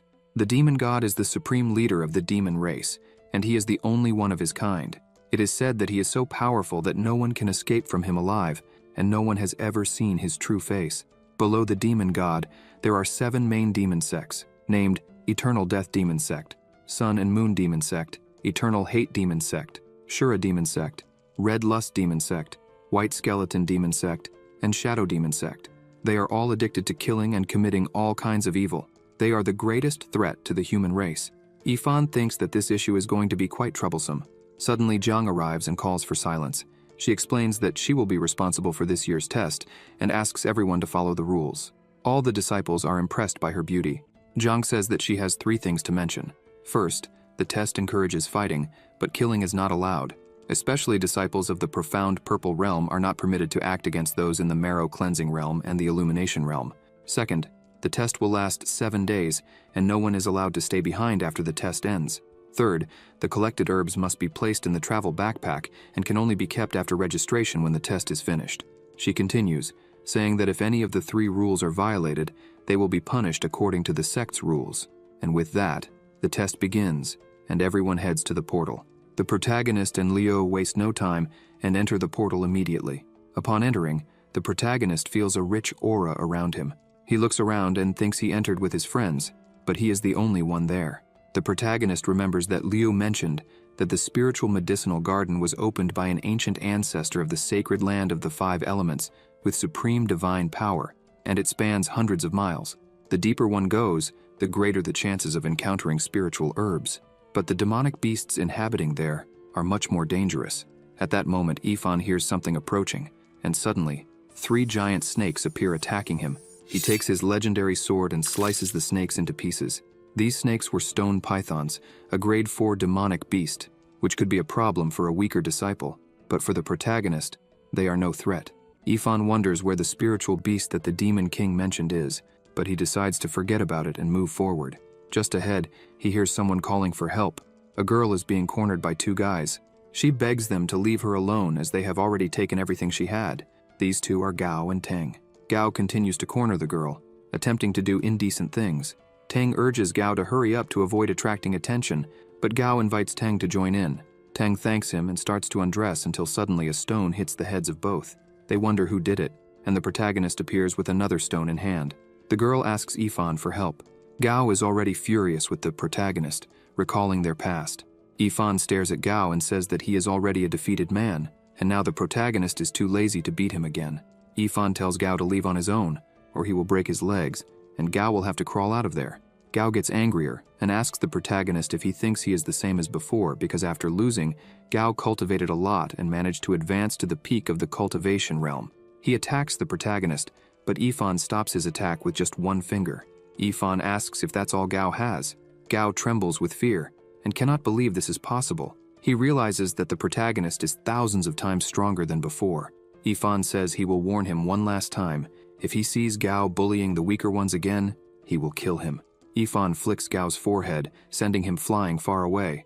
The protagonist cleans his hand after hitting Gao, as Gao is a disgusting guy. Teng is already in shock and asks what Yifan intends to do. He uses the blood barrier and warns the protagonist that his sister is already an inner disciple and will soon become an elder of the sacred land in the future. Therefore, the protagonist should respect him. But Yifan simply advances and punches Teng, asking if he is threatening him. Lying on the ground, Teng realizes that with just one blow, his organs were damaged, and now the protagonist is even more terrifying. The protagonist asks if being an inner disciple is that good. Yifan says he will send Teng to a place to cool his head. The protagonist gives a kick that sends him flying into a lake. He takes the treasures from Gao and Teng and says that now, everything belongs to him. The girl thanks Yifan for saving her. He replies that it was nothing, and asks if she is hurt. Yifan hands her some medicinal herbs and asks her to heal her injuries. When she sees them, she immediately recognizes what they are: rare, mystical ice spirit grasses. She asks if the protagonist really wants to give them to her, but when the protagonist looks at her, her neckline is quite low. He turns his face out of respect and warns her that a lot is showing. He says that these herbs are common and not useful to him. He needs to find higher-level herbs. She quickly covers herself and apologizes to him. She informs him that if he wants to find more spiritual herbs, he should follow the Forbidden River, and he can reach the heart of the garden. It's quite simple. Once he crosses the Forbidden River, 7th-level demonic beasts might appear, and with their cultivation, it would be like hitting a stone with an egg.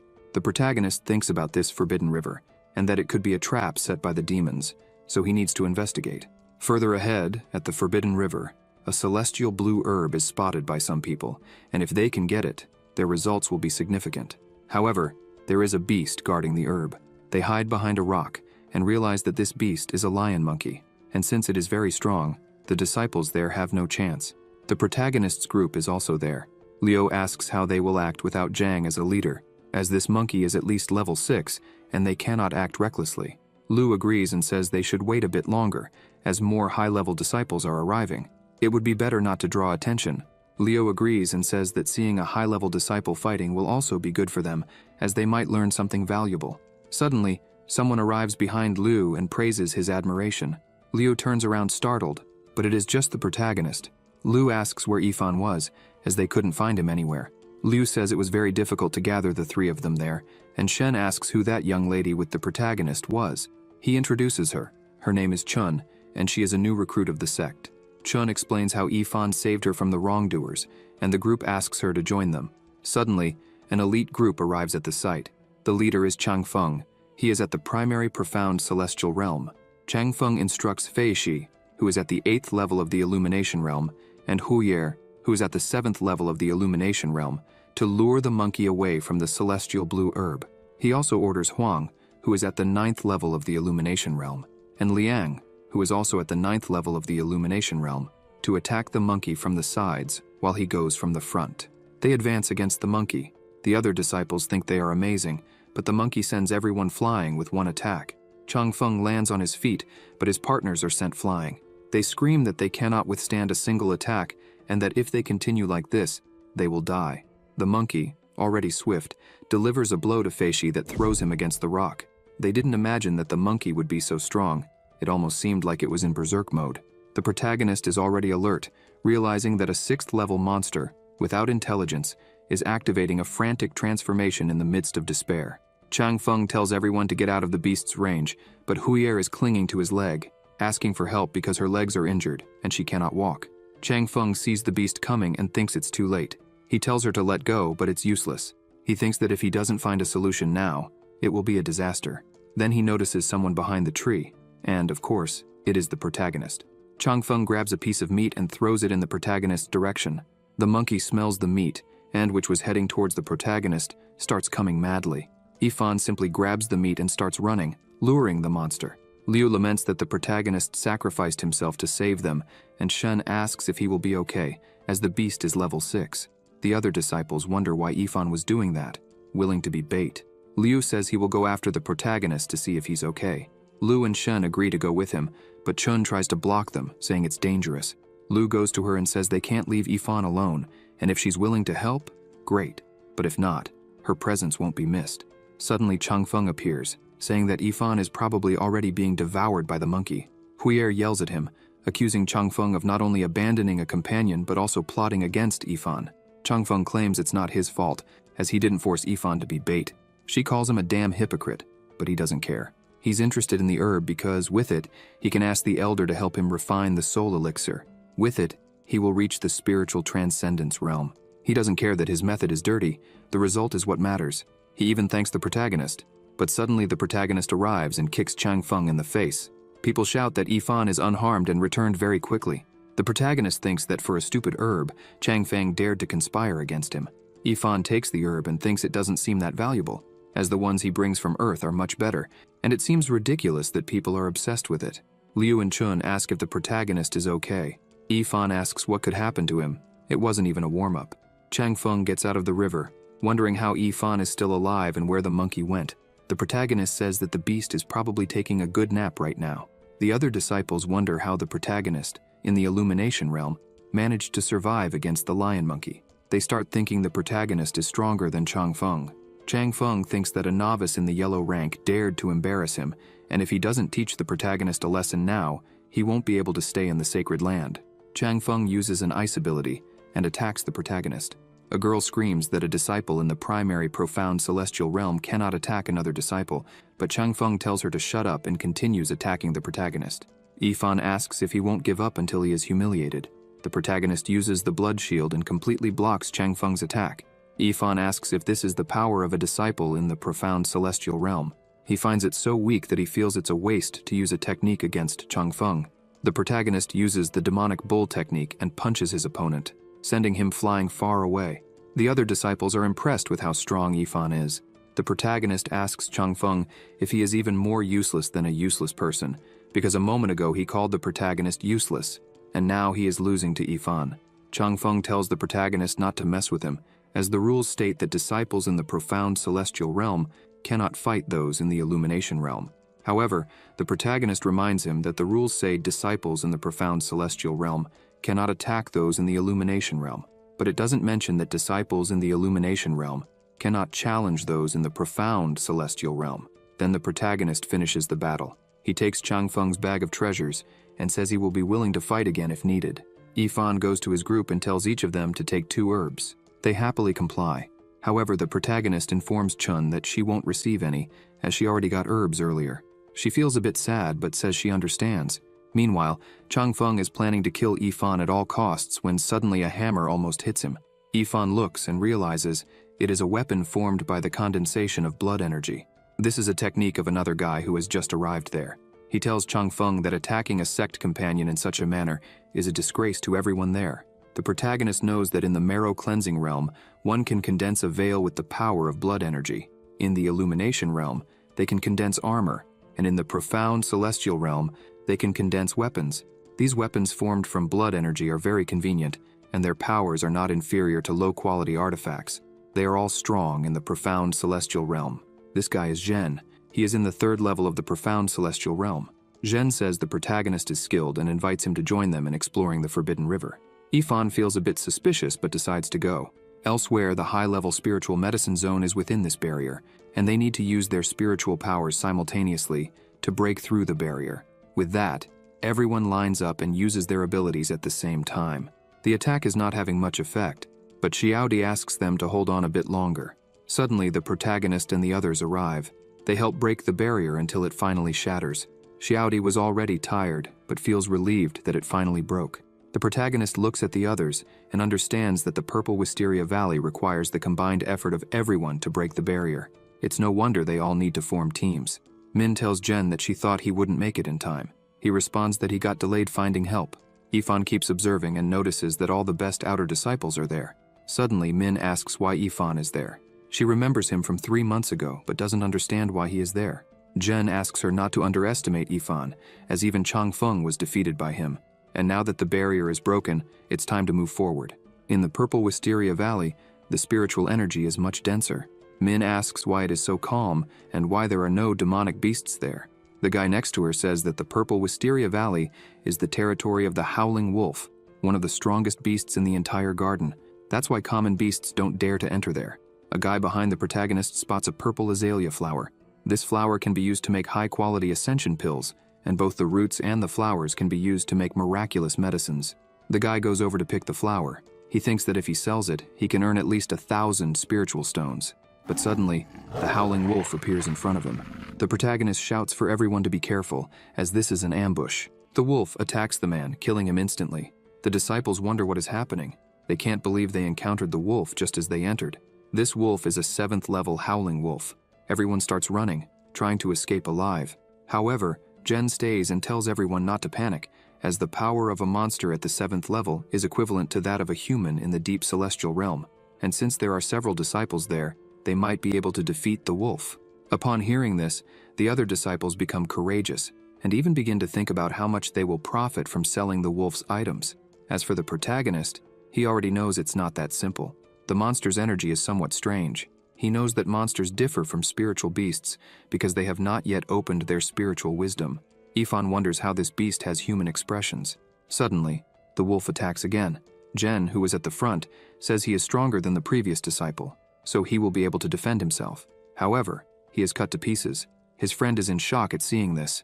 He can't believe that even Jen, who is at the 3rd level of the Violet Realm, was killed with a single blow. The wolf howls and kills 2 more disciples. Everyone is shocked again and runs to flee. At that moment, the protagonist connects the facts.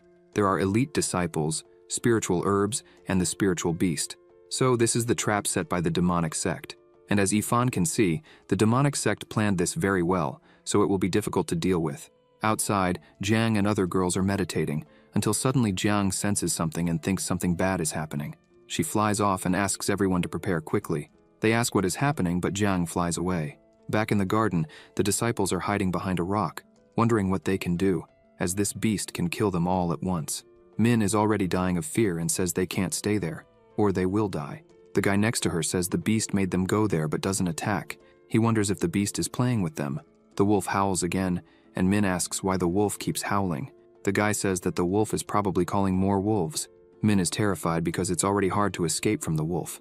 If more wolves come, it will be a disaster. Ifan thinks that this howl is not to call more wolves but a horde of beasts. And now it's really bad because all the beasts in the valley plus the wolf are there. The protagonist remembers that according to rumors, spiritual beasts can match the mysteries of the Transcendence realm, have great intelligence, and can control common monsters to fight for them. Ifan looks at the exit and sees that the wolf has already blocked the exits, and if they don't find a solution quickly, it's likely they will all be killed within an hour. They wonder if there was supposed to be only one 7th-level howling wolf, as was explained before. Suddenly Min runs away, screaming that she doesn't want to die and will get out of there. However, the wolf kills her in seconds. Xiaodi falls to the ground, terrified, saying she doesn't want to die there. Meanwhile, Ifan is deep in thought, thinking that even elite disciples lost their composure in this situation. They can't continue like this. Ifan thinks that if he were alone there, he would kill the wolf without difficulties, but now he has to ensure that everyone gets out of there alive. He sees that the wolf is sleeping and seems to want to attract something bigger. The protagonist looks at the sky and sees that there is not much time, and now he can only resort to his cunning. So he decides to act. He jumps and asks everyone to stay there because he has a plan. Everyone shouts for him to come back because it is very dangerous, but he continues and only asks everyone to hold their breath. Ifan throws something near the beasts, something that had a bad smell. It was a flower with a repugnant smell. They look at the wolf and see that it's not working, but when they look at the other beasts, they see that they all fainted from the stench. Even the beasts that were nearby are retreating because of the smell. Xiaodi says she knows this herb. It is the cadaveric herb, a first-class poisonous herb. It is said that a small plant can emit a stench of decay that affects tens of thousands of corpses, and no creature dares to approach within hundreds of miles. They wonder how Ifan got hold of this. Returning to the protagonist, he is on top of a tree, thinking he never imagined this smelly herb would have such a cool name in this world. He recalls when he was collecting this herb in real life, and a little girl told him he stank. The protagonist brought these herbs with him to the other world to use in the garden test if needed. However, he already knew that the ancients used this herb to drive away wild beasts, so he assumed it would work there too. The disciples shout, praising Ifan and calling him incredible. The protagonist looks and sees that all the beasts are defeated, and now the bigger problem has been resolved. Therefore, only the howling wolf remains. The disciples wonder if the protagonist will be able to defeat the wolf. They don't know, but it's their only hope of survival. The protagonist attacks the wolf, but its skin is tough. Even his strongest attack only inflicted a superficial cut. The protagonist sees that the wolf is making the same expression as before. The wolf attacks the protagonist, and he thinks this is bad, but he manages to dodge. Ifan thinks he has to stop the wolf before it advances further, and there's only one way to do this.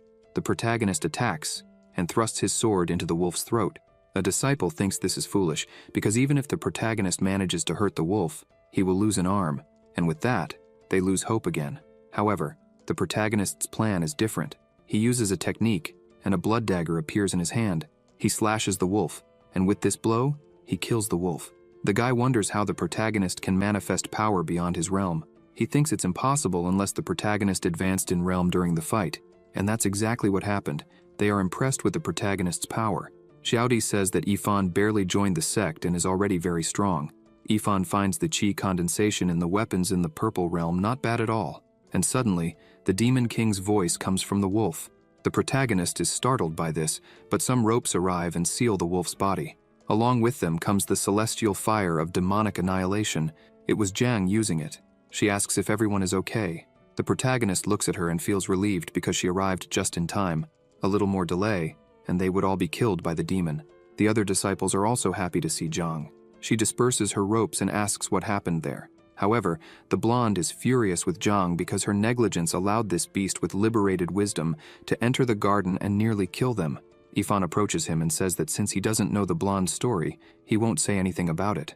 However, the problem they just faced is not something the spiritual beasts of this garden should possess. Maybe there was an external influence, and if Jiang hadn't arrived in time, they would all be dead now. The others agree because the wolf's energy was repugnant, opposite to the spiritual garden. Xiaodi says she will explain everything to Jiang.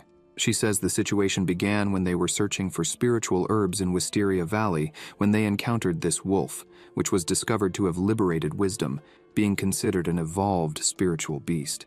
Fortunately, Ifan used the cadaveric herb to drive away the beasts the wolf summoned, which allowed them to hold on until now. Jiang asks how the protagonist got cadaveric herbs, an extremely valuable treasure. The protagonist laughs and says he was lucky. She says he did a good job, but she will investigate this further. The protagonist asks how, and she says she will start the trial. She will review every 7th level spiritual beast in the garden. Jiang says that this howling wolf was about to fully evolve into a spiritual beast. However, she placed an internal restriction to completely suppress its power, but now that restriction has disappeared. Ifan asks if the wolf could break this restriction, and Jiang says it is not impossible, but she has the power of a level 7 divine skill. Even if the heavens fell, it is not possible for this beast to have broken the seal she placed. Ifan says there is only one explanation. Jiang was deceived. She says she thought about that too. Jiang asks everyone to leave for now. She will investigate this matter thoroughly and give everyone an explanation. The disciples leave complaining because they almost became cannon fodder. After everyone leaves, Jiang thanks the protagonist for his help because, without his assistance, the disciples would be dead, and somehow he also saved her from a big problem. She hands him a technique called Fragmented Goldfinger. She says she doesn't have many techniques with her, and this advanced martial technique from the human realm is suitable for the protagonist. Ifan thanks her for this, but that's not all.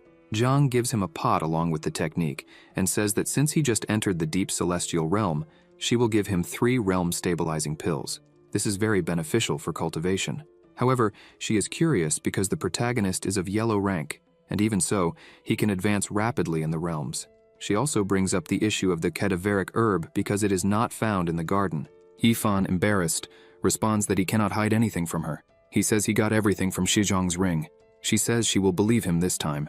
Immediately afterward, the protagonist tells Jiang that this is probably all related to the demonic sect. He was going to say something else but didn't. Jiang asks what he was going to say, but the protagonist remains thoughtful, thinking there are some subtle fluctuations there. He wonders if someone is watching them. However, he replies that it is nothing. Ifan just asks Jiang to be careful. He thinks there is a traitor in the 5-element sacred land with abilities superior to Jiang's. This is serious. Before fully investigating, it is better that fewer people know about this. A while later, the other girls arrive there. Jiang says they arrived too late. She asks everyone to follow her and stop all activities of the spiritual garden test and conduct a complete search. Shortly after, in the 5-element sacred temple, a lady at the front asks all the elders to refrain from making unfounded statements. In her opinion, this matter should be closed. This lady is the elder of the water faction Shanrong. She says that with Jiang's cultivation, it is impossible for a 7th-level demon to break the restriction she imposed. Another elder, Qing Chang, says that this is the mystery, and in his opinion, Jiang was careless and didn't pay enough attention, and that is why this happened. Another elder, named Qianjue, asks Ching Chang to calm down because over the years in the spiritual herb garden test, several disciples ended up dying. Considering this, the fact that this year the number of injured and dead does not exceed 10 people is not a big problem. But Ching Chang points out that he heard if she had arrived a little later, all the elite disciples would be dead now. Jiang remains silent, listening to all this. Shanrong says that even so, it was not long ago that Jiang killed the demon king of eternal sorrow in the night demon sect, which is a great achievement. Therefore, she thinks they should be lenient. However, the others don't think it's right to compensate for mistakes with achievements. Suddenly, Elder Luo asks everyone to stop. Luo tells Jiang that for her incompetence in the spiritual herb garden test this time, she will be punished with 3 months of reduced salary. She will also send Jiang to teach the external sect disciples in the skill transmission hall for 3 months. Jiang bows and says she understands. Luo turns to Elder Qingchang and says that since she is Jiang's master, she is willing to receive a half-year salary penalty. Luo asks if they agree. They say yes. Jianjue takes the opportunity to ask if the disciple Yifan solved this problem. Jiang answers yes. Shanrong says that Yifan just arrived and is already performing feats, and his cultivation is advancing rapidly. She says the protagonist has exceptional talent. She doesn't know what the future holds for him but is curious to see. Shanrong says it's a pity that the other elder isn't here, as she would probably also be interested in Yifan. Back at his place, the protagonist sneezes. He wonders who is talking about him.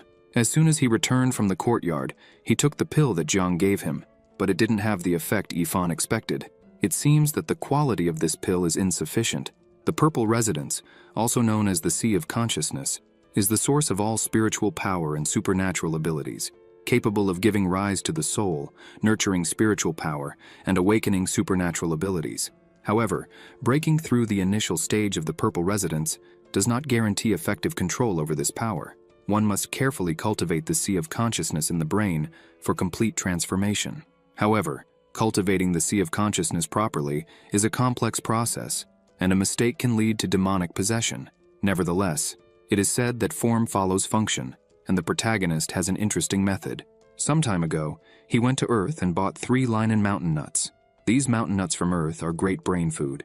After eating, the protagonist begins to concentrate energy in the pill field, embrace the origin, and maintain unity. After an hour, he wakes up and has finally succeeded. The energy within his body can now be completely controlled by his consciousness. He takes the new technique and says he will go to Earth to simplify its manuals. Then he returns to Earth and notes that it's been a long time since he was last there. Now that he has so much money, Yifan plans to stay a bit and enjoy it. He grabs his cell phone, thinking he hasn't missed much during his days in the other world. He sees some messages from his mother talking about her and his father's trip, and that she is now completely healthy. He feels happy reading this. Yifan also sees messages from Rong trying to contact him, but without responses. He finds it strange that she sent so many messages. Yifan replies to her, apologizing for not responding and asking if there's any problem. Suddenly, someone knocks on the door. The protagonist wonders who it could be at this time of night. When he opens it, he sees it's Sheng Hui, a childhood friend of his. They go to a bar in town. Sheng Hui says he came to Hangzhou and decided to visit the protagonist. He asks when the protagonist got so rich and if he married a rich girl. Yifan says that years have passed, but Sheng Hui's ability to mock others hasn't diminished. Sheng Hui says he's not mocking, he's complimenting. They toast once more until suddenly they hear a girl screaming. The protagonist recognizes the voice. It was Rong being harassed by a guy who was asking her to drink. Yifan gets up, and his friend asks if he knows her. The protagonist says yes and asks his friend to wait. Meanwhile, the guy with Rong thinks he finally convinced her to go to a bar with him. Her bodyguard stayed outside, and soon he plans to take her to the bathroom. He keeps insisting she drinks more until Yifan arrives and grabs the guy's arm. The protagonist tells him that Rong said she won't drink anymore and asks if he didn't hear. The guy tries to hit the protagonist, but doesn't have time. Yifan already punches him. He falls on the table and the protagonist tells him to leave and warns that if he sees him near Rong again, he'll turn him into a cripple. Yifan goes to Rong and asks if she can stand. He doesn't understand how she gets into such trouble. She looks at him and asks if he is Yifan. Rong sees him blurry. She doesn't know why she's there. She remembers that 2 hours ago she was lying in bed looking at her messages and saw that Yifan replied to her after so long. She asked if he was busy today and if they could meet, to which he replied saying that today wouldn't work, as he had some matters to resolve. Back to the present, she hugs him crying, calling him a jerk and asking why he always ignores her. Yifan feels embarrassed by this so suddenly. Rong asks why it's so difficult to see Yifan and where he has been all this time. She also asks if he was meeting other women, if they were prettier, if they had more money, or if they were more fun than her. The protagonist tells her to stop talking nonsense. The protagonist's friend from behind says that Ifan has already managed to win over a rich lady. Ifan gets angry and tells his friend to shut up. The protagonist leaves the bar with her and informs the guards that he has already notified Tang and that tomorrow he will take her home. Rong tells the protagonist that she doesn't want to go home because she needs to talk to him. The protagonist says that's fine and that he will take her to his place. The friend again calls him a ladies' man, but Ifan tells him it's not what he thinks. When they get home, the protagonist puts her to bed. Rong says she needs to tell him something important. Ifan wonders how things ended up like this. While taking off her shoes, he thinks it will be difficult to explain. Suddenly, Rong tries to get up and asks where she is. Ifan says he will take off her shoes so she can go to sleep and that they will talk tomorrow.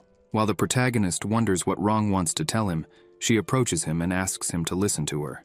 Rong says she has always liked him. This shocks the protagonist, but not everything is rosy. Rong vomits on Ifan's face. He even wonders if Rong came there to torture him. Rong starts walking and takes off her clothes, saying she will take a bath. The protagonist shouts at her that the bathroom is not there, and asks her not to throw her clothes as they are all dirty with vomit. A while later, the protagonist is freezing in bed because his clothes are wet after washing them and not drying them yet. He wandered so much in the other world that he forgot to buy things for his house, and now he only has one sheet and no clothes. To make matters worse, he doesn't know what Rong wanted to say. Ifan takes a peek at her and sees that she has a perfect body, but he decides not to think about it and goes to sleep. Tomorrow morning, he will buy sheets and clothes. Suddenly, Rong hugs the protagonist, saying she is finally close to him. She says that ever since they met, she has constantly thought about him. Ifan tries to talk to her, but she asks him not to turn around because she will be embarrassed. She explains to him that, during this time, she wondered if there would be another opportunity to see him. For her, it was always difficult to understand her feelings, but now that she is there, hugging him, Rong finally feels something real. Since she was little, everyone treated her differently. She never felt the desire to see a man, and that's why she thinks she might be in love with the protagonist. So Rong wants to confirm this to see if her feelings are real. She asks if Ifan can share the bed with her tonight. Ifan asks if she knows what she is saying.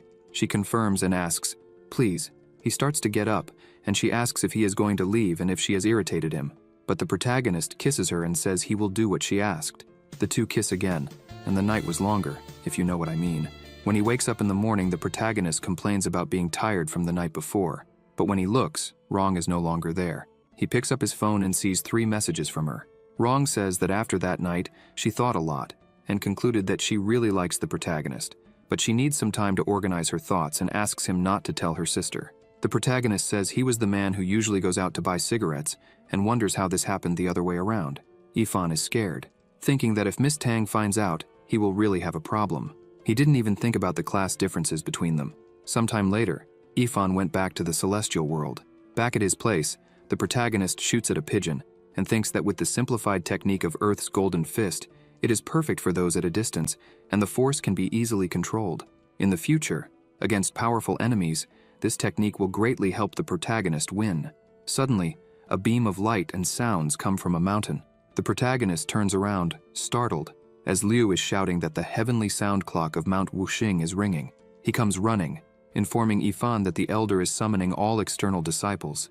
With everyone gathered, the elder begins to explain that he just received the news that the head of the Shura demonic sect, the Fire Cloud Demon, massacred a small town on the border of the Yan Kingdom, capturing the 180,000 people who practiced martial arts, and this is a barbaric crime.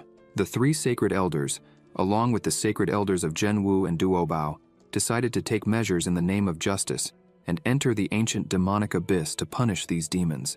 The disciples are shocked by this explanation. The elder continues, saying that in this mission, external disciples can voluntarily join, and the 3 who perform the best will receive an ear pill, an exceptionally high-quality sword called the Rainbow Sword, and a high-level martial technique manual called The Secret of Tyrannical Dominion. He asks those interested to register in the Sex Affairs room, and they will depart in a day. The disciples are astonished by the rewards, and the elder explains what the ear pill is. It is a medium-quality elixir, and it is said that someone at the peak of the Purple Realm has a 90% chance of breaking through to the Spirit Realm if they take it. A disciple says that, besides the pill, there is the sword and the high-level martial technique, all offered to external disciples. So this means that the mission will not be simple. Leo asks the protagonist what he thinks about it. Ifan says that this mission is coordinated by the 3 sacred sages and probably means that the leaders want them, the external disciples, to stand out and bring honor to their respective sacred element. If that weren't the case, the rewards wouldn't be so good. But Chun explains that the ancient demonic abyss is the central headquarters of the demons. Anyone who enters there will be in great danger of death. She asks if Ifan is sure he wants to go, and Lu joins the conversation, saying that even if he doesn't win the prizes, killing some demons and improving his skills is already worth it. With that, Ifan invites them to go together, as he was looking for a place to train properly, but the protagonist already thinks that this training might have been instigated by the hooded man, and if that is indeed the case, this training could be dangerous. Lu says that if they really go, they have to prepare some special equipment. The protagonist asks why. Lu explains that the demonic abyss of ancient times is 99 floors deep, each with its own world. Altogether, the space is hundreds of times larger than the Earth's surface. The demonic abyss is without light all year round and is home to countless underground demonic creatures such as yakshas, rakshasas, demons, trolls, succubi, asuras, and many more. The abyss is also a source of numerous treasures and unique items, especially various types of spiritual herbs and underground crystals. The deeper one goes, the more abundant these items become. However, with them come increasingly terrifying creatures. Due to their constant life underground, these demonic creatures share a common weakness: the fear of sunlight. Shen says this is why many luminous pearls, bright artifacts, and talismans must be prepared. Ifan thinks that if sunlight is their fear, it will be easy. 3 days later, outside the Obsidian City, the Elder says that this is the Obsidian City, a gathering place for warriors and cultivators where demonic creature corpses can be sold or pill supplies can be bought. Outside the Obsidian City, there are several entrances to the ancient demonic abysses. The Elder hands each disciple a talisman and explains that this is a common communication talisman among the 3 great sanctuaries and the 5 great sects. If anyone is in danger, they can send spiritual chi, and if lucky, someone might help. As for the disciples in the marrow cleansing realm, they will enter levels 4 and 5 of the abyss. The disciples in the enlightenment realm will enter levels 6 and 7. The disciples in the profound celestial realm will go to levels 8 and 9. For levels above 10, it's better not to proceed if one doesn't want to die. He asks if everyone understands, and the disciples respond affirmatively. With that, the announcement ends, and everyone departs. Chun tells the group that her sword is worn out, and wants to go to the city to buy a new one. Shen says they'll all go together since they're hungry, and will buy something to eat there. At the weapons tent, Chun finds a very good sword. As for the protagonist, he thinks that the Obsidian City is truly prosperous, since even small tents have quality weapons. But a girl suddenly appears and takes Chun's sword.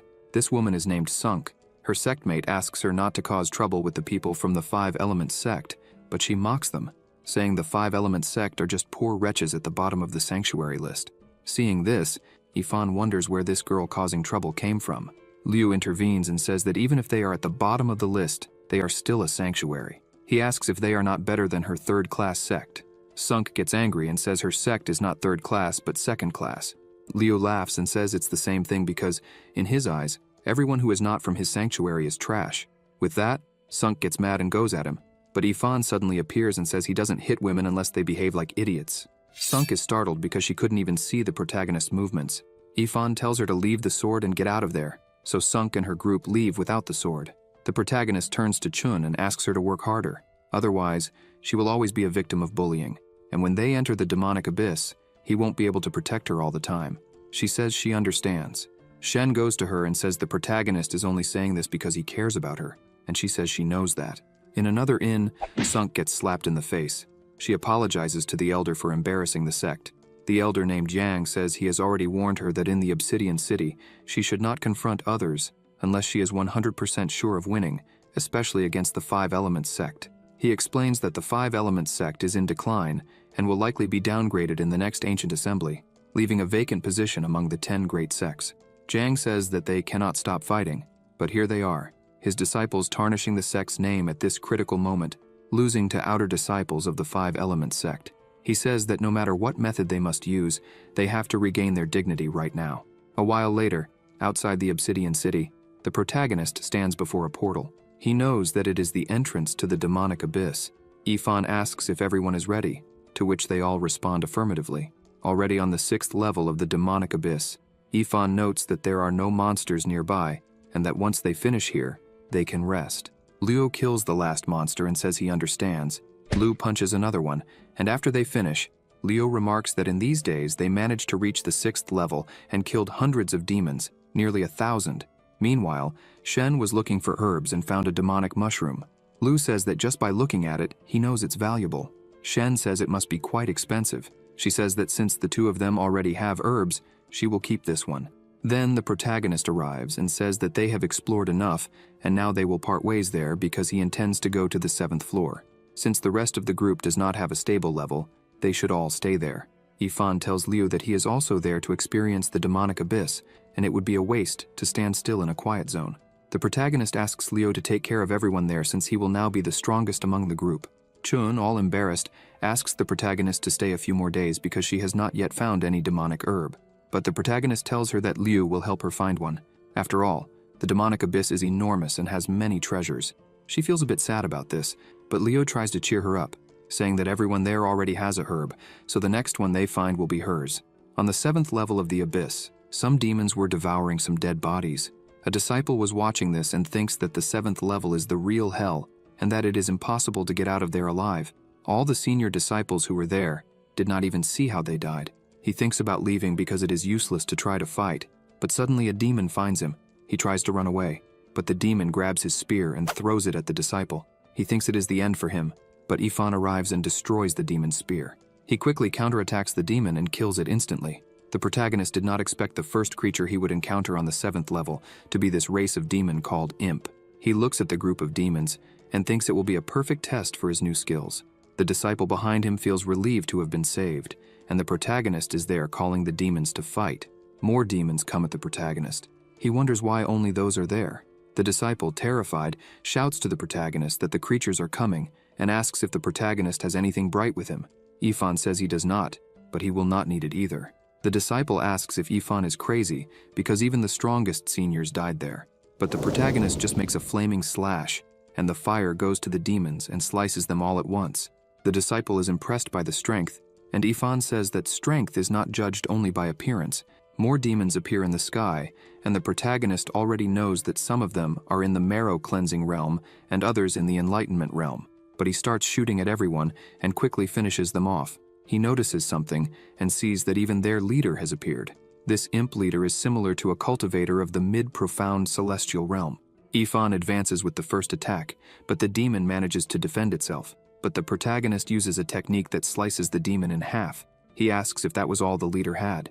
The disciple finds it crazy that the protagonist killed the demon leader with just one strike. He realizes that the demons are fleeing from the protagonist and wonders if they are from the same sect because the power difference is enormous. As for the protagonist, he will not let anyone escape. He shoots the newbies and kills the rest of the demons, while the disciple is still in shock. Ifan starts harvesting the demon horns, as they are worth 200 contribution points. Even though he doesn't need more points, having more and more is never a bad thing. As he leaves, he says that just a small demonstration of the fragmented gold finger technique has this much power, and wonders if he should train his toes as well. Since then, 2 days have passed, and Ifan has continued to encounter many underground monsters. He managed to kill 2-headed demonic dogs, black water demon snakes, cadaveric scarabs, and groups of 3 to 5 demons. It was so easy that the protagonist wanted to move on to the 8th floor right away, but suddenly, the talisman started to glow. He sees that someone needed help, and smoke guides him to the location. Elsewhere, 3 girls were in trouble. One of them was Huir, the same girl from before. Sunk was once again bullying the disciples of the 5 Elements sect. She says that the 5 Elements sect is the weakest of the 10 sects, and will soon lose the title of a sacred land. The crazy guy behind her laughs at this. Sunk orders all of them to throw their communication talismans on the ground, or else the girl there will die. With this, they all throw their talismans away, which are then burned. The other disciples with Sunk surround Huir and the others. Huir asks what they want, since they've already done everything they asked. The strange guy shouts at them to take off their clothes, because they want to see everything. Sunk throws the other 2 into the middle, and tells her comrades to enjoy themselves. With that, Sunk leaves, and only the men remain. Huir and the other girls are very scared, but one girl in the back says they will fight them, and if necessary, die fighting. As long as they are alive, they will not let them go unpunished. The strange guy starts to talk, but he quickly takes a slash and falls dead. Sunk realizes that things are going wrong. The others who were intimidating the girls start to panic. Ifan says he doesn't like what's happening there. He walks over, and Sunk already knows who he is. She tells everyone to run or things will go bad, but the protagonist shoots them all and takes down 2. He simply appears behind Sunk and says he already told her he doesn't hit women unless they are despicable. Sunk starts crying and begging not to be killed, but she doesn't even finish her sentence before taking another quick slash. Huyer and the others thank the protagonist, because if he hadn't arrived, they would have been doomed. Ifan says it's nothing since they are from the same sect and should take care of each other. He takes the opportunity to ask if she knows where the entrance to the 8th floor is. Huyer is impressed that he wants to go down to the 8th floor. However, she explains that on the 8th floor, there may be demonic leaders of the Shentong realm and asks him to be careful there. Ifan thanks her, and she says that if he goes straight, turns the corner, goes down 3 streets, turns near the furniture store, and goes straight all the way, he will reach the entrance to the 8th floor. The protagonist then thanks her and gives them 2 demon horns for their help, as well as beast milk. He explains that this milk helps recover vitality quickly. The little girl next to them says that this is quite expensive, worth 700 to 800 spiritual stones. Ifan thanks them and continues on his way, and Huyer asks him to keep in touch when he has time. As they stay there talking about how handsome the protagonist is, a crazy guy watches from afar. And of course it's the disgusting Tang and Gao. Tang starts complaining that he met Ifan again, but his sister arrives, saying Tang is really useless. He asks what she's doing there, and Gao tries to talk nonsense, but Meng is not interested in what he has to say and puts a sword to his throat. He begs for forgiveness, and she tells him to shut up. Meng calls him a perverted dog and orders him not to come near her, or it will get ugly for him. Gao, in shock, says it won't happen again. Tang asks again what she is doing there since now that she is an inner disciple, she shouldn't be there. She says she has already left seclusion and is now there to train on the 9th floor along with the elder. Meng asks her brother if he was not going to teach Ifan a lesson, and now he doesn't even dare to get close to the protagonist. He says he will explain, and Gao speaks up, saying that their strength doesn't compare to Ifan's, which is why they're hesitant. She says they shouldn't kill the protagonist because she has a foolproof plan to make him die without a proper burial. Back to the protagonist, he finally finds the entrance to the 8th floor, but suddenly his talisman beeps, indicating someone needs help. He rushes to assist and quickly sees some demons chasing a girl. He recognizes her and asks how she got there. It was Chun, trying to fight off the demons. The protagonist swiftly slices through the demons, thinking she shouldn't be there since they were on the 6th floor. Chun realizes she has been saved and runs to the protagonist to thank him. Ifan asks why she is there, and why Liu and the others aren't with her. Chun starts crying, begging the protagonist to save Liu. She explains that they encountered a demon leader and are all in trouble. She says some have died and Liu is trapped in a cave. The protagonist is shocked by the situation and asks how she got to the 7th floor, but she didn't even know she was on the 7th floor, having entered in her desperation without realizing it. Ifan shouts for her to take him to Liu immediately. A while later, they arrive near a cave, and Chun says that Liu and the others are inside. They enter the cave but hear nothing. She wonders if Liu is already dead, but the protagonist tells her not to say that, and that he will go in further. Chun says it's very dark, and the protagonist tells her not to worry and stay behind him. Suddenly, a horrible smell appears. Chun continues to say she is afraid of the dark, but she grabs a talisman and thinks she will take advantage of this opportunity. Ifan, already suspicious, grabs her hand. She asks how he knew. He takes the talisman and sees it's an immobilization talisman, and asks if she wanted to trap him. Chun says no, that she was just afraid of the dark and grabbed a fire talisman to light the way, but took the wrong one. But the protagonist grabs her by the neck and says he wasn't born yesterday and asks what's going on there. Chun starts screaming that she knows nothing, but the protagonist doesn't believe her, because from the beginning, he found it strange that she, being in the mid-marrow cleansing realm, had reached there without any injuries. He tightens his grip on her neck and demands she quickly tell him where Liu and the others are. Chun screams for help, and suddenly the cave explodes, blocking the exit completely. From the depths of the cave, 2 red eyes appear until suddenly thousands of eyes appear. It was a swarm of bats. The protagonist lets go of Chun and asks if her plan was for them to die together. She screams that wasn't it, and begs to be let out because before this, Meng promised that if she helped capture the protagonist, they would let her go. Outside, Meng and the others comment that Chun is very stupid because she believed everything they said.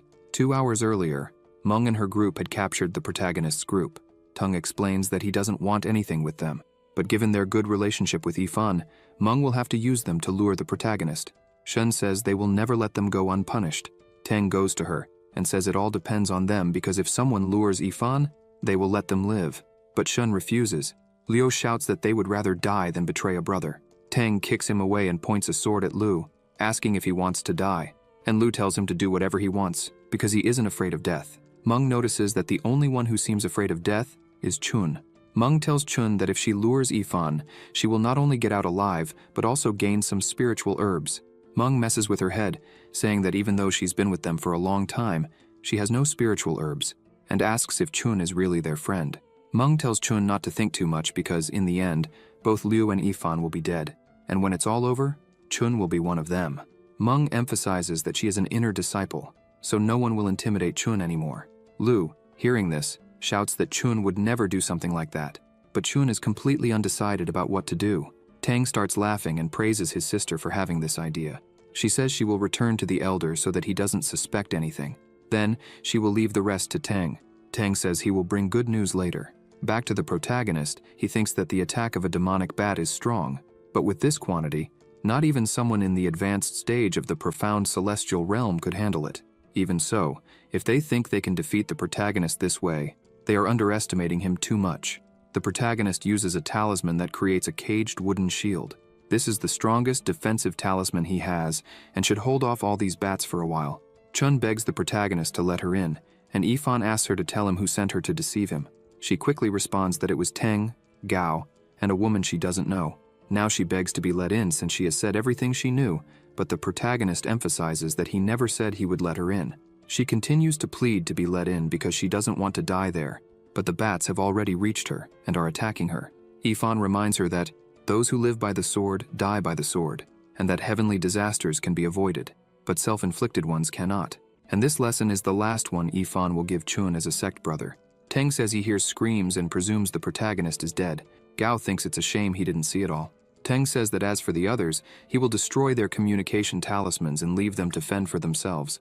Inside, the protagonist realizes there are many bats, and it seems the shield won't hold for long. With that, he decides to draw his sword and attacks the bats, slicing each one of them. He thinks that with the combination of the blood leaf and floating steps, he can cause a lot of damage while moving quickly. Even if there are more bats, none will escape death. Yifan uses a spiritual fire talisman, and a dragon emerges, exploding several bats. After killing all the bats, he plans to deal with those outside. However, something appears and attacks him. It is a much larger and stronger bat, and since the cave has an echo, the bat's sonic attack is dozens of times stronger. Yifan realizes that this place is very bad for fighting. The bat is also very fast, as the protagonist didn't see when it attacked. With that, the protagonist takes the full attack and is thrown into an abyss in the cave. He says that if he doesn't think of something quickly, he might end up dying. With that, he draws his sword and plants it in the wall, reducing his falling speed. He continues to slide down as the abyss is very deep and the walls are very smooth until he finally manages to stop. He was sliding there for 15 minutes. If he had fallen, he would surely be dead. He jumps to the ground and decides to see what is there. The protagonist uses a light talisman and a fire appears to illuminate the way. He thinks that in novels, the protagonist always gains some fortune when they fall into a chasm, so he decides to move forward to see what will happen. Everywhere there are only skeletons and weapons.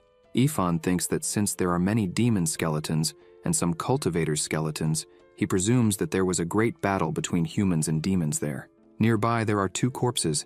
The protagonist wonders who they could be. He gets closer and sees that it is a person from the demonic clan, killed by a single spear strike. And what about the other one? It's a human, and that large hole in his chest is also a mortal wound. Yifan thinks that even though this demonic elder and the man in golden armor died many years ago, their bodies show no signs of decomposition. On the contrary, they look incredibly fresh, with the blood not even dried. This indicates that both were very powerful. He realizes that these 2 were the strongest warriors of their respective races and died fighting each other. The other skeletons were their subordinates. Looking around, the protagonist sees something. He picks up this scroll and sees that it is emitting a strong energy fluctuation until suddenly a voice speaks to him. Yifan turns around, asking who it is, and it was the body of the dead man. He says he is the emperor and managed to survive for over 9,000 years with this soul fragment and finally found someone with destiny. Ifan, seeing this, is impressed. For a soul fragment to survive for more than 9,000 years, not even an expert with 10 levels of skill can do that. The man asks what the protagonist's name is. He replies that he is Ifan and that he is a disciple of the five elements sacred land. The protagonist thinks that even if it's just a soul fragment, it still deserves all the respect. The man laughs, impressed that the protagonist is a disciple of the sacred land. He asks if Ifan knows who he is. Ifan asks for his name and thinks he will listen to everything he has to say. And if something goes wrong, he can return to Earth immediately. This man says he is the ancient patriarch of the Supreme Emperor Sacred Land, the human Emperor Jingyan. Ifan is impressed that this guy is the patriarch of the Supreme Emperor Sacred Land. He thinks that, in the Great Canyon of ancient history, it is said that the Supreme Emperor Sacred Land had three great patriarchs known as the Three Emperors of Heaven, all with unlimited divine abilities. Jingyan asks if the protagonist does not believe him. Jingyan thinks it is understandable because after almost 10,000 years have passed, the external world has probably forgotten his deeds. He explains that in those years, during the great war between humans and demons, Jingyan led 3,000 guardians of the sacred land to face the demonic emperor of the sun and moon awakened eyes. Jingyan almost destroyed the eternal demon pit and destroyed countless demon nests. Finally, he fought the demonic emperor of the awakened eyes in this abyss, and both perished together. Jingyan turns to the protagonist again and says that the scroll Ifan picked up is his life treasure, the demon sealing record. This treasure is one of the three sacred relics of the Supreme Emperor Sacred Land, capable of containing all the demons of the world, including demon emperors and gods. It is the greatest weapon against the demonic clan. Jingyan says that, in addition, his human emperor armor, his human emperor spear that killed the demonic emperor of the awakened eyes, and the demon emperor's cauldron are all supreme weapons that shook the continent. Unfortunately, his life was short, and he did not have the fortune to have descendants. With this, Jingyan asks the protagonist if he would like to inherit all his legacy. Ifan asks what teachings Jingyan has to offer. He tells the protagonist to come closer to him, kneel, bow his head 3 times, and if he accepts him as a master, he will transmit the image of the supreme domain and all his equipment. This is the ultimate divine technique of the Supreme Emperor Sacred Land, divided into 3 volumes: Heaven, Earth, and Humanity. By learning this technique, Ifan will become a genuine disciple of the Supreme Emperor Sacred Land, receive the title of Emperor, and achieve the highest glory. Ifan kneels and thanks the Emperor. Jingyan laughs and says there is no need to thank him, as being able to meet there is already a great destiny. And when the Emperor is about to perform the process, Ifan dodges and says something is not right. He asks if the Emperor is pretending to teach techniques in order to take over the protagonist's body. Jingyan says that is not the case. He is the human Emperor, one of the strongest of the human race. He says he would never take over a young person's body. Ifan laughs and says he worried for nothing then. However, he is a disciple of the sacred land of the 5 elements, and without his sect's approval, joining another sect would be treason. He tells the Emperor to forget it, as he will not accept the legacy. Jingyan curses the protagonist and goes after him. He reaches the protagonist and says he has waited thousands of years and will not let it end like this. Ifan thinks that, as he suspected, there was indeed something wrong with the Emperor. Fortunately, Ifan did not use the ring today. With that, he takes off the ring and returns to Earth. He says that, if it were not for the ring, he would have become a puppet. Ifan stretches and says that first, he will rest a bit, then he will get some treasures and think about how to deal with that old Emperor. Suddenly, a small ball asks if the old man the protagonist is talking about is referring to him. Ifan is startled, and the small ball looks around, wondering where it is and how it got there. He asks the protagonist what spell was cast on him, as his spiritual energy has completely vanished. Ifan wonders if this small ball is the human Emperor and how he managed to get there. The Emperor approaches the chandelier and wonders what kind of artifact emits such a bright light. Ifan thinks that, aside from techniques, anything brought from the continent to Earth rots or becomes useless. So why hasn't this fragmented soul turned to junk or rotted away? He thinks that the secret of this ancient ring goes beyond just that. The Emperor approaches the protagonist and asks what is happening, what place this is, and demands his spiritual power back. Ifan grabs a vacuum cleaner and sucks the Emperor into a box, leaving him screaming to be let out. The protagonist goes to him and tells him not to waste energy, and that from now on, Ifan will be the one asking questions.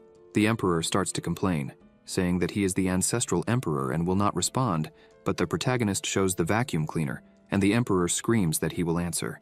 The protagonist asks if the small ball is really the ancestral human Emperor of the Supreme Emperor Sacred Land. The Emperor responds that he is. Ifan then asks, as the leader of humans, why he tried to harm his descendants and sought ways to steal the protagonist's body. He responds that anyone trapped in an abyss for 10,000 years would go mad for freedom. Ifan asks if the artifacts in the abyss are damaged and if they can still be used. He thinks that he does not lack cultivation resources. What he needs most are artifacts and martial techniques. The Emperor says that his spear, the human Emperor armor, the Demon Emperor's 8 illusions Thunder Prison Cauldron are all destroyed. Their artifact spirits annihilated, completely ruined. The protagonist is annoyed by this and says that all of that is worthless, so he will let the small ball die. It's better for him to die soon and move on to the cycle of reincarnation. At this, the small ball screams, saying that even if everything is ruined, his demon sealing scroll still works. The origin of the demon sealing scroll is a page from a celestial book fallen from the immortal realm. Its power is infinite, considered the nemesis of demons, an artifact of humans. He tells the protagonist that if he releases him, he will teach him how to use this artifact. However, the protagonist first asks how it works. Despite his anger, he explains that the demon sealing scroll has 9 marvelous uses. First, it devours souls, especially those of powerful demons, to strengthen and repair itself. Second, it enslaves demons, putting them at its service. Third, it cultivates the technique of both immortals and demons. Fourth, it stores the elements of heaven and earth. Fifth, it refines demonic materials. He continues up to the 9th use, which is to activate the artifact without requiring spiritual power, instead consuming mental strength. The protagonist finds this impressive. He takes out his cell phone, and the Emperor is already in shock, asking what kind of artifact it is. Ifan tells him not to worry and to continue talking, since he had said before that he would teach Ifan the supreme techniques of the Supreme Emperor's sacred land. The protagonist asks what it is called and if it is the Supreme Emperor's dominant map. He asks the small ball to explain everything in detail, and after saying everything, Ifan will let him go. The small ball thinks that a wise man doesn't lose immediately, and when he regains his freedom, Ifan will pay.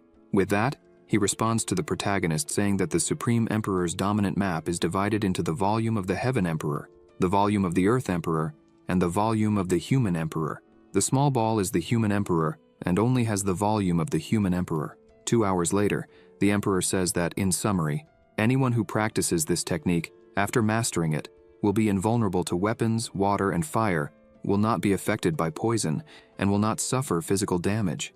These are the wonders of this technique. Ifan says that this technique is very good and thanks the small ball for explaining it very well. The small ball is even tired after saying all that. The protagonist picks up the box and says that since the small ball said everything it knew, it won't be useful anymore. He tells the small ball to rest in peace. The Emperor gets angry, asking if Ifan is going to discard him now that he got what he wanted.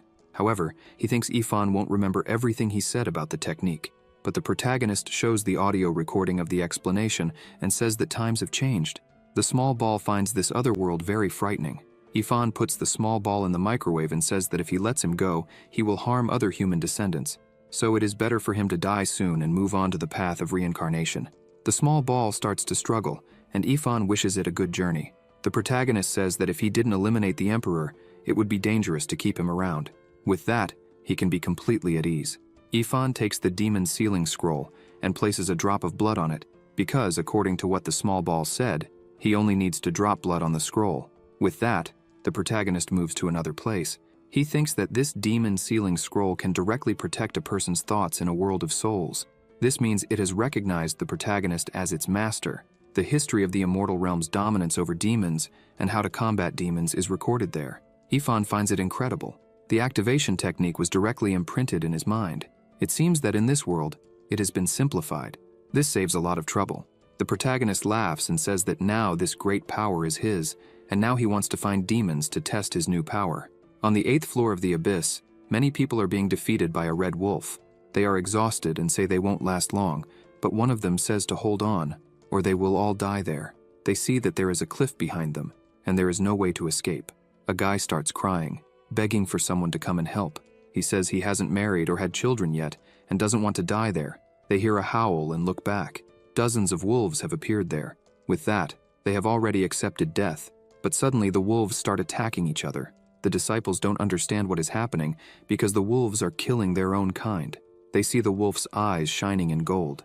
It was the protagonist testing his abilities. He thinks the Emperor deceived him because with the demon sealing scroll, these demons can be easily controlled. He says that after using the ancient ring to return to Earth, he quickly eliminated the Bat Leader. But since he left the cave, he hasn't seen either Gao or Teng. So, after finishing killing all the wolves, the disciples notice that the wolves are celebrating. After finishing, the protagonist calls all the wolves to continue following. The wolves understand and jump off the cliff to move to the next floor, and the protagonist also goes to the next floor. The disciples don't understand what is happening. They think it's a miracle. On the 9th floor, the protagonist has dominated a giant bear. He asks the bear to cut honey for him to drink. He explains that in the past 2 days, he used demonic wolves to surround and capture more demons, turning them into slaves. He captured 2 demonic bears with power comparable to the peak of the Purple Palace. With this demon army, he cleared the forest of the 9th floor, killing many demons, black-armored boars, 3-headed demonic wolves, venomous spiders, abyssal worms, and more. Whenever a demon died, he enslaved another to take its place, thus maintaining the strength of the army. If he could have a demon army in the abyss of eternal demons, conquering other territories and destroying other regions, would be genius. Yifan would send his army after anyone who dared to disturb him. He thinks that neither Teng nor Gao, nor even Yifan himself, would ever imagine that in an emergency, he would obtain the demon sealing scroll, humanity's supreme treasure. Yifan plans to kill the two in the worst possible way. Suddenly, the protagonist hears a strange sound. Upon approaching, he sees some people fighting. The protagonist wonders what is happening there, because people from the 3 great sanctuaries and the 5 great sects are gathered there. The humans shout not to retreat because the fire cloud demon's nest is ahead of them. Hearing this, the protagonist remembers that the elders assigned the inner disciples the mission to exterminate the fire cloud demon and deliver justice. With this, the protagonist goes there, as it is rare to see something so significant happening.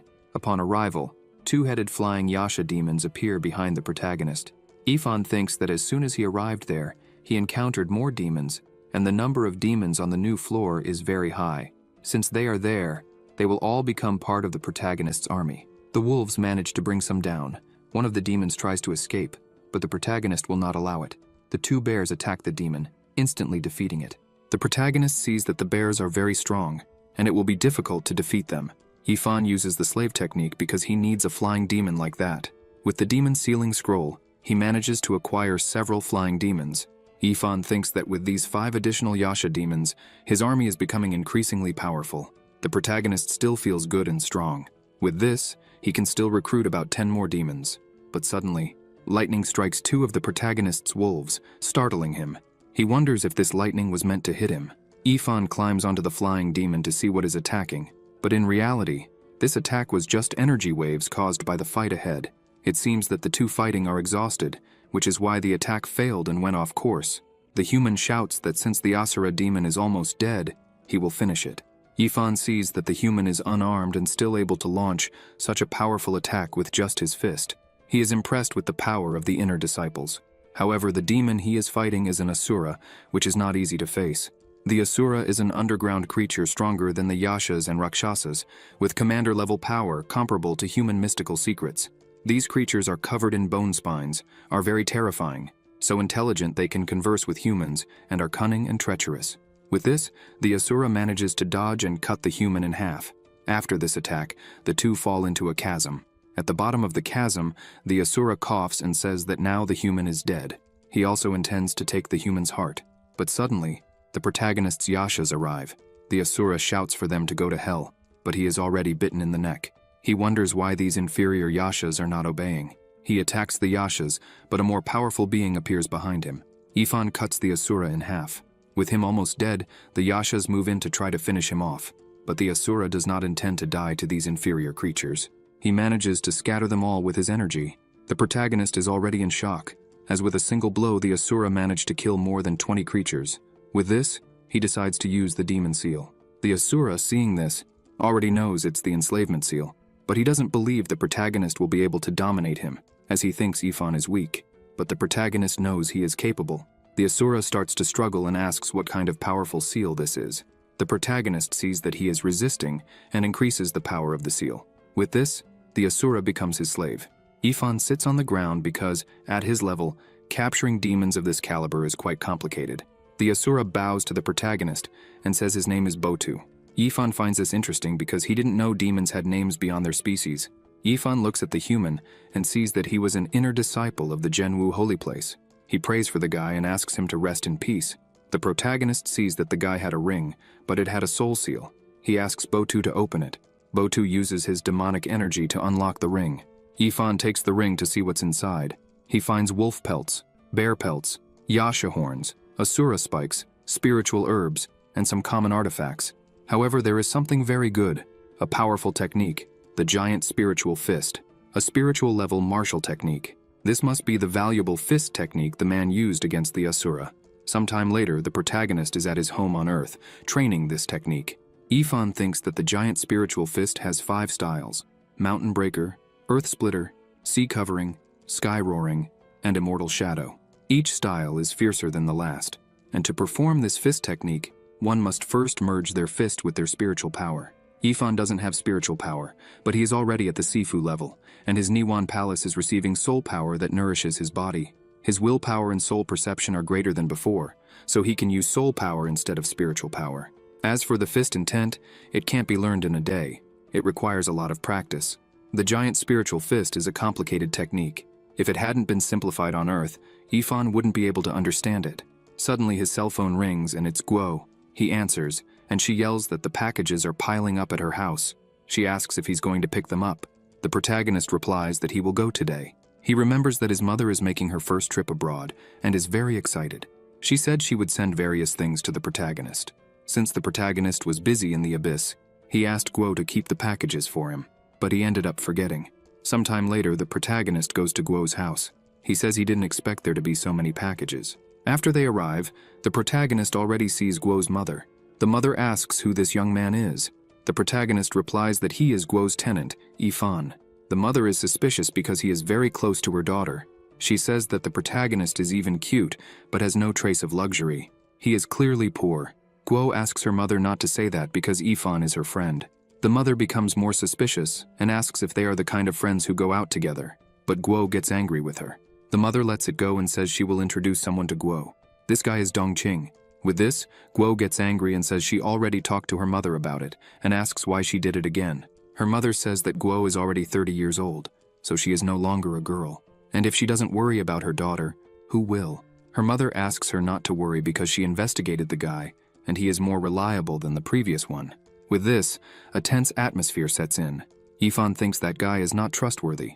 Her mother continues insisting that the guy is good because at 30, he already has his own company and is doing very well in business. He is still modest, saying that he is just starting out. Her mother continues to say that he matches Guo. Guo gets angry and stands up, saying she will get the protagonist's packages. The guy asks what the protagonist does and asks for his business card. Yifan declines and says he doesn't have a job, so he can't exchange cards with him. The guy starts mocking the protagonist, saying that Yifan is useless and doesn't even have a social position. He says that Yifan is young and shouldn't waste his life on unrealistic dreams, but should find something to do. The mother continues praising the guy, and he keeps flattering her. The mother asks if that car outside is a BMW. He laughs and says it only costs a few tens of thousands, so it's not a very luxurious car. He turns to the protagonist and asks which luxury car he likes, but Yifan responds that he doesn't know anything about cars, and any car that works is fine for him. The mother thinks she's right. Yifan is just handsome but has no money. The guy checks the time and says he has company matters to attend to, but he only wanted to show off his expensive watch. The mother praises him again.